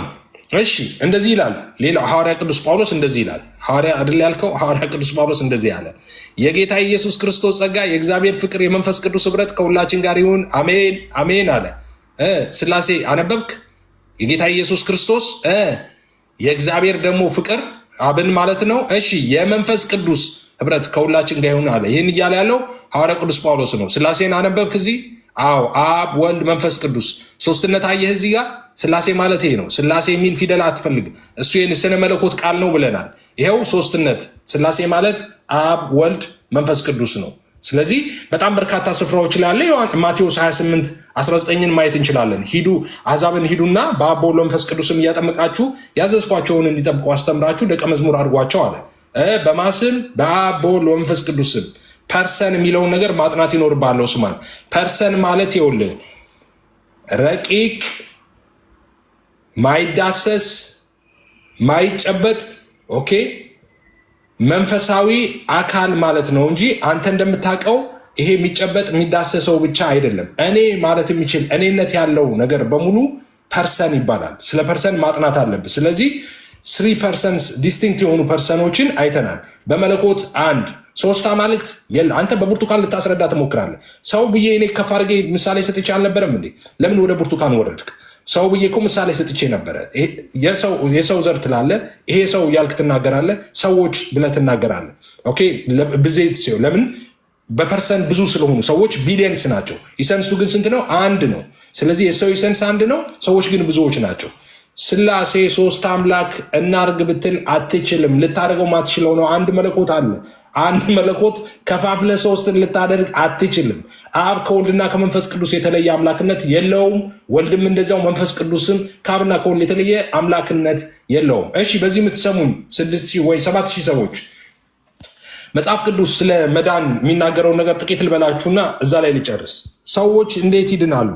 በተደጋጋሚ ተናግረናል። ሰዎች የሚድኑት በእግዚአብሔር ልጅ በኢየሱስ ክርስቶስ ሲያምኑ ነው። በእግዚአብሔር ልጅ በኢየሱስ ክርስቶስ ያመነ ይድናል። ሐዋርያው ቅዱስ ጳውሎስ ምን አለ? ሁሉ ኃጢአት ሰርተዋል፣ የእግዚአብሔር ክብር ጎሏቸዋል አለ። ከዛስ በኢየሱስ ክርስቶስ ቤዛነት በሆነው በኩል አለና እንዲሁ ነው በጸጋው የሚጸድቁት አሉ። አዎ በጸጋው የሚጸድቁት እንደዚህ ነው። አዎ ምን አስተዋጽኦ ማድረግ አለባቸው ሰዎች? ማመን። በማ በልጁ በኢየሱስ ክርስቶስ ማመን። ምን ብለው ያምናሉ? ጌታ እንደሆነ እግዚአብሔር አባቱ ደግሞ ከሙታን እንዳስነሳው ማመን አለበት አለ። ማን? የሐዋርያው ቅዱስ ጳውሎስ ነው ይሄን ያለው። ስለዚህ ለምሳሌ ሮሜ 10:9 ላይ ሐዋርያው ቅዱስ ጳውሎስ ኢየሱስ ጌታ እንደሆነ በአፍህ ብትመሰክር አለ። በነገራችን ላይ ኢየሱስ ጌታ እንደሆነ በአፍህ ብትመሰክር አለ እንጂ ጳውሎስ ኢየሱስ አልመሰከረም እንደ ጌትነቱን መስክረዋል። ኢየሱስ ለራሱ እዚህ ጋር አይናችሁን ትጨፍናላችሁ ነው ግለጡት እንጂ እግራቸውን ባጠበ ጊዜ ኢየሱስ መምህርና ጌታ ትሉኛላችሁ አላቸው ደቀ መዛሙርቱን። ከዛስ ነኝና ትክክል ትላላችሁ አላቸው። ነኝ እውነት ነው አለ ኢየሱስ። ጳውሎስ እሱን አመጣና ኢየሱስ ጌታ እንደሆነ በአፍ ብትመሰክር እግዚአብሔር ከሙታን እንዳስነሳው በልብ ብታምን ትድናለህ። ስለዚህ ኢየሱስ ጌታ እንደሆነ በአፉ ከመሰከረ ሰው እግዚአብሔር ከሙታን እንዳስነሳው በልቡ ካመነ ይድናል። መጽሐፍ ቅዱስ የሚለው ይሄንን ነው። የመዳን መንገድ አንድ ነው። አሁንም እንዳልኩት መንገድህን እንጂ መድረሻህን መምረጥ አትችልም። መንገድ ነው አንተ መምረጥ የምትችለው። የመረጥከው መንገድ መድረሻህን ይመርጥልሃል። እውነት፣ መንገድ፣ ህይወት ኢየሱስ ነው። እውነት፣ መንገድ፣ ህይወት ኢየሱስ ነው። በእኔ በቀር ወደ አብ የሚመጣ የለም ብሏል። በኢየሱስ በቀር የዘላለምን ህይወት ሊያይ የሚችል የለም። ኑ ወደዚህ እውነተኛ መንገድ ወደሆነው ወደ እግዚአብሔር ልጅ ወደ ኢየሱስ። አመሰግናለሁ ቴዲ። ቴንክ ዩ ኤፊ። ዮሐድ ወይ ቴዲ ልቀጥል እኔ? ቀጥል። እሺ ቴንክ ዩ። እሺ በመጀመሪያ ሶርሶቹን ሳቀርብ ማስረጃ ወይም ደግሞ ቪዲዮ ክፈት ምናምን ብሎኛል። እሱን ከፍቼ አሳያለሁ። ያቀረብከው ማስተባበያ ግን እውነት ለመናገር ያስተዛዝባል። ቢያንስ አረብኛው እንኳን አላቀረብክም ብትል ሶርስ ኮት አድርጌ ነው የተናገርኩት። ስለዚህ ሶርሱን ገብተህ አረብኛውን ማንበብና ማስረዳት የአንተ ግዴታ ነበረ። ኦንሊ ወይቹስ ምን አድርጋል? አረብኛ አላመጣም ብሏል። ባይዘው እዚህ የከፈትኩት ዌብሳይት ላይ የኔ ትርጉም አይደለም የሙስሊም ስኮላሮች ትርጉም ነው። ኦኬ የከፈትኩት ማለት ነው። እና ደግሞ ዝቅ ብትል እዛው ምን አለ አረብኛው ደግሞ አለ ማለት ነው፣ ማግኘት ይቻላል። ኤንዌይስ ግን ምክንያቱ ያን መመለስ ስለማይቻል ነው ብዬ ተረዳሁኝ። እኔ ሰውም እንደዛ ብለው ይረዳል ብዬ አስባለሁ። ኤንዌይስ ግን ስንት ጥያቄዎች ጠይቄ ነበረ? ወደ 4 የሚያክለው ጥያቄ፣ ከአራቱ ግን አንዱም አልተነካም። አንዱ ምንድነው አይሁዳውያን ዑዘይር የሚባል የአላህ ልጅን ያመልኩ ነበር ወይ የሚል ጥያቄ ነው። ምንም አልተነካም ማለት ነው። ይኸው በሐዲሶቻቸው አሁን በቁርአን ሱራ 9:30 ብዬ ነው የጠቀስኩት ማለት ነው። ኦኬ እዝራ ኢብኑላህ ብለውን ያመልኩ እንደነበረ ቁርአኑ ተናገረ። ሐዲሳቸው መሐመድ ራሱ ግን ሲያብራራው ምን ብሎ ተናገረ? ቡኻሪ 4581 ላይ መጨረሻ በትንሣኤ ቀን ማለት ነው the Jews will be called upon and it will be said to them አይሁዶች በተሰበሰቡበት ቦታ ማለት ነው who do you use to worship ይባላሉ። ማንን ነበር ስታመልኩ የነበራችሁት ይባላሉ። they will say እነሱም ምን ይላሉ? we use to worship እዝራ ታያቸዋል። እዝራ the son of Allah አሉ። ይሄ በጣም ትልቅ ስህተትም ሐሰትም ነው። ኦኬ ስህተትም ሐሰትም ነው። ይሄ ቁርአንም ሐዲስም ላይ የተነገረ ነገር ነው። ይሄ ባይዘው ቁርአን አንድ ስህተት እንኳን ቢገኝበት ሐሰተኛ መሆኑ ታውቃላችሁ ብሎ ተናግሮ ነበር። በራሱ አንደበት ሐሰተኝነቱ በዚህ ማረጋገጥ ይቻላል። ኦኬ በራሱ መስፈርት ማለት ነው። ስለዚህ አይሁዶች የትም ቦታ እዝራ የሚባል የአላህ ልጅ እሱን እናመልካለን ብለው ተናግረው አያውቁም። ስለዚህ ምንም መልስ አልተሰጠን ማለት ነው። ሁለተኛው ይሄ ፕሪደስቲኔሽን ወይም ደግሞ ሰው ራሱ አዳም ራሱ ከገነት የወደቀበት ምክንያት ምንድን ነው ብዬ ነበረ። ቅድመ ውሳኔ ነው። በቃ በአዳም ጥፋት ምክንያት በእስልምና ወጣ የሚባል ነገር የለም። ታዲያ በማን ነው? በአላህ ቅድመ ውሳኔ ምክንያት ነው።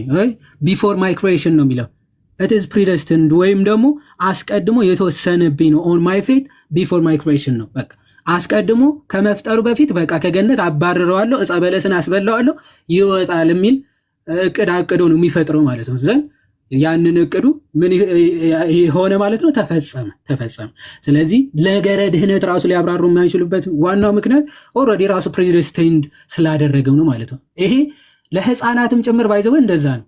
ወይም ለገነት ብለው ይፈጥራቸዋል ወይም ደግሞ ለሲኦል ብለው ነው የሚፈጠረው። ሰው በነፃ ፈቃድ የሚባል ትምህርት የለም። ሰው ወዶ ፈቅዶ እስልምና ሊከተል ክርስትና ሊከተል ይችላል የሚባል ትምህርት አለ? የለም። ህፃናት እንኳን ሲሞቱ ምንድነው ወይም አስቀድሞ ካፊር ወይም ደግሞ የማያምኑ ተደርገው ተፈጥረዋል ወይም ደግሞ የሚያምኑ ተደርገው ነው የሚፈጠሩት። ማስረጃ ሱነን አቢ ዳውድ 4706 ላይ ምን ይላል? I hear the messenger of Allah explaining the verse as for the youth his parents were peoples of faith he was created in Firah the day when he was created ይላል። አንድ አልኸድር የሚባል ነብይ ያላቸው በሙስሊሞች እና የሆነ ህፃን ልጅ ገና በህፃንነቱ ገድሎታል እና ለምንድን ነው የገደለው ተብሎ መሐመድ ሲጠየቅ አላህ ገና በእናቱ ማህፀን ሳለ ካፊር ከሃዲ አድርጎ ፈጥሮት ነበረ ለዛ ነው የገደለው ብሎ ያብራራል ማለት። ኦኬ ከሃዲ አድርጎ ስለፈጠረው ለዛ ነው የተገደለው ይላል። ስለዚህ ህፃናት እንኳን ቢሞቱ የቲግቡ ተብሎ በእስልምና ቢጠየቅ አይታወቅም። መሐመድ ራሱ ይህን ተጠይቀው አይታወቅም። አላህ በማህፀን ሳለ ለገነት ይሁን ለሲኦል ይሁን ለምን እንደፈጠረው ስለማናቅ ወደዚህ ነው የሚገባው ብለን አንናገርም ብሎ ተናግረዋል ማለት። ስለዚህ ነገረ ድህነት የለም ሲባል እንደው እስልምና በሰብክ ባሰብክ ምንም ለውጥ የለው። ኦኬ ወደ ክርስትና ሐሳብ ልምጣ። ብዙ ነገሮች ስላልተመለሱ ማለት ነው። ጌታችን መድኃኒታችን ኢየሱስ ክርስቶስ በመጽሐፍ ቅዱስ በምልአት ኢንታየርሊ አምላክነቱ ተገልጿል። ከዮሐንስ 1:1 ጀምሮ ማለት ነው። ቅድመ ህላዌው በመጀመሪያ ቃል ነበረ፣ ቃልም በእግዚአብሔር ዘንድ ነበረ፣ ቃል ራሱ እግዚአብሔር ነበረ ይልና ቃልም ስጋ ሆነ ይላል። ቃልም ስጋ ሆነ ማለት ጸጋና ተመልቶ በእኛም አደረ ይላል። ያ እግዚአብሔር የሆነው ሰዎችን ለማዳን ስጋ ሆኖ በእኛ አደረ ይልና አንድ ልጅ በአባቱ ዘንድ ያለውን ክብሩን እሱን አየን ይላል። በጣም የሚደንቅ ነው። በአባቱ ዘንድ የነበረው ክብሩ ያየነው ቃል ስጋ ሲሆን ነው ይለናል። አንደኛ ጢሞቴዎስ ምዕራፍ 3 ከቁጥር 16 ሐዋርያው ቅዱስ ጳውሎስ ምን ይላል? እግዚአብሔርን የመምሰል ምስጢር ያለ ጥርጥር ታላቅ ነው ይልና ለመላእክት የታየ ኦኬ በስጋ የተገለጠ ይላል። መላእክት እንኳን ያዩት ያንን ድንቅ አምላክ ምን ካለ በኋላ ነው? በስጋ ከተገለጠ በኋላ። ለዛ ነው ፈጣሪ ራሱን ካልገለጠ በስተቀር ፍጥረት ተመራምረው ሊደርስበት አይቻልም። መላእክት እንኳን አልደረሱበትም። ስለዚህ በስጋ ሲገለጥ ታየ። ቅዱስ ዮሐንስ በረከቱ ይደርብንና ይህንን ቃል ሲገለጥ ምን ብሎ ተናገረ? ያ ከጥንት የነበረው ሕይወት የሚሰጠው አምላክ ሲገለጥ አየነው ዳሰስነው ብሎ ተናገረ። የት? አንደኛው ዮሐንስ ምዕራፍ 1 ከቁጥር 1 ላይ ስለ ሕይወት ቃል ከመጀመሪያ የነበረውንና የሰማነውን በዓይኖቻችንም ያየነውን የተመለከትነውን እጆቻችንም የዳሰሱትን እናወራላችኋለን። ክርስትና መሰረቱ ባይዘወይ በእውነት ላይ የተመሰረተ ነው። ሐዋርያቶቹ አይተው ያረጋገጡትን አምላክ ነው የሰበኩት። ለዛ አምላክም ሕይወታቸው እስከ ማሳለፍ ድረስ ሰጠውታል። ለዛ ነው እኛ የምንሰብከው አለ ያየነውን በጆሮአችን የሰማነውን የዳሰስነውን አምላክ ነው አለ ማ ቅዱስ ዮሐንስ። ይቀጥላል። ሕይወት ተገለጠ አይተንማል እንመሰክርማለን አለ። ያየነውን ሕይወት ነው ምን መሰክረዋል። ከአብ ዘንድ የነበረውን ለእኛም የተገለጠውን የዘላለም ሕይወት እናወራላችኋለን። በቃ የዘላለም ሕይወት የነበረው ከአብ ዘንድ የነበረውን እሱ ጌታ ተገልጧል። ስለዚህ ስላየነው እንሰብካችኋለን እንመሰክራለናል። ስለዚህ ሕይወት ሐዋርያቶቹ ሁሉም ሕይወታቸውን አሳልፈው ሰጥተዋል። ይህንን ያዩትን እውነት በአደባባይ ሲመሰክሩ ሁሉም በሰማዕትነት አልፈዋል። ኦኬ እንደውም አንዳንድ ክርስቲያኖች ኤቲስቶች ላይ ክርስቲያኖች የሚያነሱት አርጊመንት ይሉና ክርስቶስ ሳይነሳ እንደተነሳ አስመስለው ራሳቸውን አሳልፈው ሰጡ የሚባል አርጊመንት ምን ያክል ሞኝነት ነው ይላል። ኦኬ ላላዩት እውነት ሐዋርያቶቹ አሳልፈው ራሳቸውን አልሰጡም።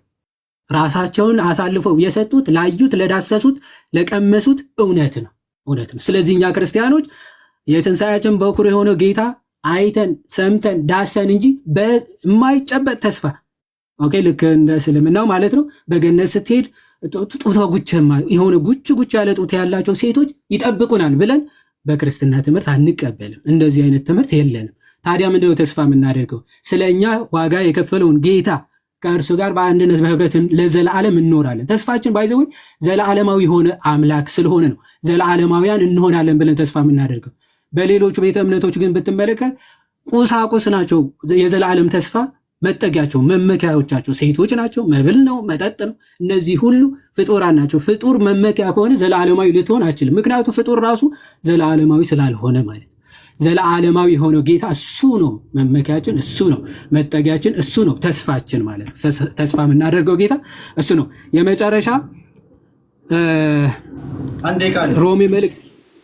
ሮሜ መልእክት ምዕራፍ 9 ከቁጥር 5 ያለውን ተናግሬ ይጨርሳለሁ። ከዛ ሰዓት ካለኝ ሮሜ መልእክት ምዕራፍ 9 ከቁጥር 5 ላይ ክርስቶስ ኢየሱስ ምን ይላል? ሐዋርያ ክርስቶስ አባቶች ለእነርሱ ናቸውና ከእነርሱም ክርስቶስ በስጋ መጣ፣ እርሱም ከሁሉ በላይ ሆኖ ለዘላለም የተባረከ አምላክ ነው፣ አሜን። ያ ሐዋርያ ቅዱስ ጳውሎስ ነገረው። ቲቶ ምዕራፍ 2 ከቁጥር 14 ያለውን ተናግሬ ልጨርስ። ምዕራፍ 2 ወደ መጨረሻ አካባቢ እንዲህ ይላል፣ ሰዎችን ሁሉ የሚያድነው የእግዚአብሔር ጸጋ ተገልጧል አለ። ሰዎችን ሁሉ የሚያድነው የእግዚአብሔር ጸጋ ተገልጧልና፣ ስለዚህ ይህም ጸጋ ኃጢአተኝነትንና ዓለማዊ ምኞትን ክደን የተባረከውን ተስፋችንን እርሱም የታላቁን የአምላካችንና የመድኃኒታችንን የኢየሱስ ክርስቶስን ክብር መገለጥ እየጠበቅን ራሳችንን በመግዛትና በጽድቅ እግዚአብሔርንም በመምሰል በአሁኑ ዘመን እንድንኖር ያስተምረናል። እግዚአብሔር ይመስገን። ምን አለ? ይህ ጸጋ ኃጢአተኝነት፣ ዓለማዊ ምኞት፣ ስጋዊ ፍላጎት ሁሉ የሚያስክድና የተባረከው ተስፋችን ጌታችን አምላካችን ሕያው የሆነው አምላክ እርሱን ክብሩን የሚገልጥበትን ያን ቀን እየተጠባበቅን አለ ራሳችንን በመግዛትና በጽድቅ እግዚአብሔርንም በመምሰል በአሁኑ ዘመን እንድንኖር ያ ጌታ ያስተምረናል። ወስብሐት ለእግዚአብሔር። አመሰግናለሁ። እግዚአብሔር ይስጥልኝ። ቴዲ አንተንም እናመሰግናለን፣ ሰዓት ሰጥተህ ስላወያየህን ማለት ነው። እግዚአብሔር ይስጥልኝ። ቴንክ ዩ። ዋው በጣም የሚገርም ነው። 100,000 ሰዎች አይቷችኋል። እነማን ምን አይነት ውሳኔ እንደሚወስኑ አላውቅም። በጣም ከፖለቲካው የተረፈኝን ትንሽ ጊዜ ከሰው ጋር በእንግድነት ዩቲዩብ ላይ ከዶክተር ዳኛቸው አሰፋ ጋር ነበርኩኝ። እግረ መንገዴን እዚህ ቲክቶክ ላይ ገብቼ ነው አንዳንድ ነገሮችን እናወራ ብዬ ነው። ይሄ 3ኛ ወይ 4ኛ ቀናችን ይሆናል ብዬ ተስፋ አድርጋ 4ኛ ቀናችን መሰለኝ ነው፣ 3ኛ ቀናችን ነው። እንቀጥላለን። ከዛ ዝማሬ፣ ከዛ አለባበስ እንዴት ነው፣ ከዛ ጸሎት እንዴት ነው፣ ብዙ የምነካቸው ነገሮች አሉ። ገና ብዙ ጊዜ ያለን፣ ይሄ መጨረሻ አይደለም። ጸባይና ትዕግስት እስካለን ድረስ እንደዚሁ እንቀጥላለን። ሌሎችም ወንድሞች ካሉ እየመጡ እንደዚህ ያስተምሩናል። መጨረሻ ላይ ግን እንወስናለን የትኛውን ሃይማኖት መቀላቀል እንዳለብን። ዝም ብለን ለከንቱ አይደለም እዚህ ወንድሞቻችንን የምንሰበስበው። እኔ ብቻ አለውም ለተለያየ ሚዲያ የምታስተላልፉ ሁሉ ዛሬ ይህን እየሰማችሁ ወዴት እንደምትሄዱ እናንተ ናቸው የምታውቁት። እነማን ወዴት እንደሚሄዱ አላውቅም። እናንተን ግን ላመስግንና ለሌላ ጊዜ ፕሮግራም ይዤ ኦኬ እድል ላይ ሲሰጠኝ ይሄ የመጨረሻ ነው ብዬ አሳወኩኝ። መጀመሪያ አልሰማኝም። የመጨረሻ ዙር ነው ፍሬም በተናገር ይሄ የመጨረሻ ችግር የለም። አንድ የኔም ባህሪ ልንገራችሁ። እኔ የማናችሁም ስብስብ አባል አይደለሁም። የማናችሁም የተለየ እንትን የለኝም። ነገ ከነገ ወዲያ የምትሰሙት ነው። አካሄድ ችግር ካለ ንገሩኝ እንጂ ኮንፍሮንት አታርጉኝ። ምናልባት እኔ አንተን ለመጉዳት ወይ እሱን ለመጥቀም ምናምን ሌሎች ውጋዎች እንደዚህ አይነት ነገሮች ካሉ አላውቅም። እኔ ግን አንዴ ይቅርታ አድርግልኝ። እንደዛ ያልኩኝ አይደለም። እኔ ቤቱ ያንተ ነው። ያው ጥሩ አካሄድ ብለህ ያሰብከውን አካሄድ ያው አንተ ለምትመርጠው የምትወሰነው። ኦኬ ግን ምንድነው ያልኩ ያለሁት ቅድም የውሃድ ጥያቄዎችን አንስቻለሁ አልተመለሰልኝም ብለዋል። ኦኬ እኔ ባለኝ ደቂቃ መልሻለሁኝ። ሁሉንም ጥያቄ መመለስ አልችልም። ኦኬ ጥያቄዎችን ግን መመለስ እንችላለን። አሁን ቴክስት ባለኝ ቢሰጠኝ ደቂቃ ከተሰጠኝ መመለስ እችላለሁ። ቅድም ግን ያልመለስኩበት ደቂቃዬም አልቋል። ከዚህ አንጻር ነው እንጂ መልሳተን አይደለም። ያነሳቸው ጥያቄዎች አሉ ያልተመለሱ፣ ደግሟቸዋል። አሁን ላይ መመለስ እችላለሁ። እኔ ጋር ስትመጡ ሄዳችሁ ለሰው እንኳን ብትናገሩ ማይቀበሏችሁ አፍም ማይኖራችሁ አንድ ነገር አለ። ተናግረህ እስክትጨርስ አደምጥሃለሁ፣ እኩል ደቂቃ ሰጥሃለሁ። ደቂቃህን አብቃቅተህ የመጠቀም ያንተ እድል ነው። 9 ደቂቃ ለአንተም ለኤፍሬምም ለዮሐድም ሰጥቻችኋለሁ። አንደኛው ተናግሮ አንደኛው እስኪጨርስ ድረስ ኢንተራፕት አላደረግኳችሁም። አድምጠናል አይደል? ሁላችንም በጋራ ተሰብስበን እያንዳንዱን አካሄድ ከሀ እስከ ፐ ነግሬያችኋለሁ። አንተ ጀምረሃል ነው አንተ ጀምርክ። ከዛ ልደት ገባ። ከዛ ልደት ዮሐድን ጠራ። የኤፍሬም ባለ ጊዜው ገባ። 2 ኦርቶዶክሶች ስላሉ ይበዛሉ አልክ። ልደት ተናግሮ ወጣ። ከዛ በኋላ እንደ አንድ ጀመርን። ከአንተ ተጀመረ፣ ኤፍሬም ቀጠለ፣ ዮሐድ ጀመረ። ከአንተ ተጀመረ፣ ኤፍሬም ቀጠለ፣ ዮሐድ ላይ ያበቃ። ሳትሴት ሌላ ምን አለ? ችግር የለውም። ኔክስት የምንቀጥል ከሆነ ያው ጥያቄዎችን መመለስ እንችላለን። እኛ ችግር የለብንም። ጊዜ ከተሰጠን እንመልሳለን። እሺ ኤፍሬም በኮስት ወይ ደግሞ እንደዚህ ወይ ቴዲ ቤትም ቢሆን ፌስ ቱ ፌስ ማለት ነው በሆነ ቶፒክ ላይ የሆነ ርዕስ አንስተን መወያየት ትችላለህ። ያቀረብኩልን እሱን ተነጋገሩና ወስኑ። በኮስት እኔ ጋር ሳይሆን እናንተ እርስ በርስ ተገናኙና የውይይት ጥሪ እያቀረብክልኝ ነው። እሱ መወያየት ትችላለህ መሰረታዊ በሆነ አስተምሮ ላይ ኦስማን። አሁን ዛሬ እንዳየው ከሆነ ከኔ ጋር ለመወያየት አቅም ያለህ አልመሰለኝም። ስለዚህ ጥያቄ ካለ ናና ቤት ጠይቀኝ እመልስልሃለሁ። ጥያቄ ካለ ማንኛውም ጥያቄ አቅርብ። ግን ለዲቤት ግን ብቁ ነህ ብዬ አላስብም። ማምሶል ስለዚህ በአጭሩ ያው ቅድም አወራህ ስለዚህ ና ተመለስ እንወያይ ስትል ነበር። ለዛ ነው ቅድም ና ተመለስ ያነሳው ፖይንት አለና እንነጋገር አይነት ነገር ስማ ነበር። ተመለስና ስማ ነው ያልኩህ። የኔን ፓርት ላጠቃልል። እኔ መጀመሪያም ስጀምር እንደነገርኳችሁ ብዙዎቻችን ችግራችን የመስማት ችግር ነው። መናገር እንወዳለን፣ አናደምጥም። ችግሩ እኔ ከአንደበቴ የሚወጣውን ስሙ። እኔን ትሰብኩኛላችሁ።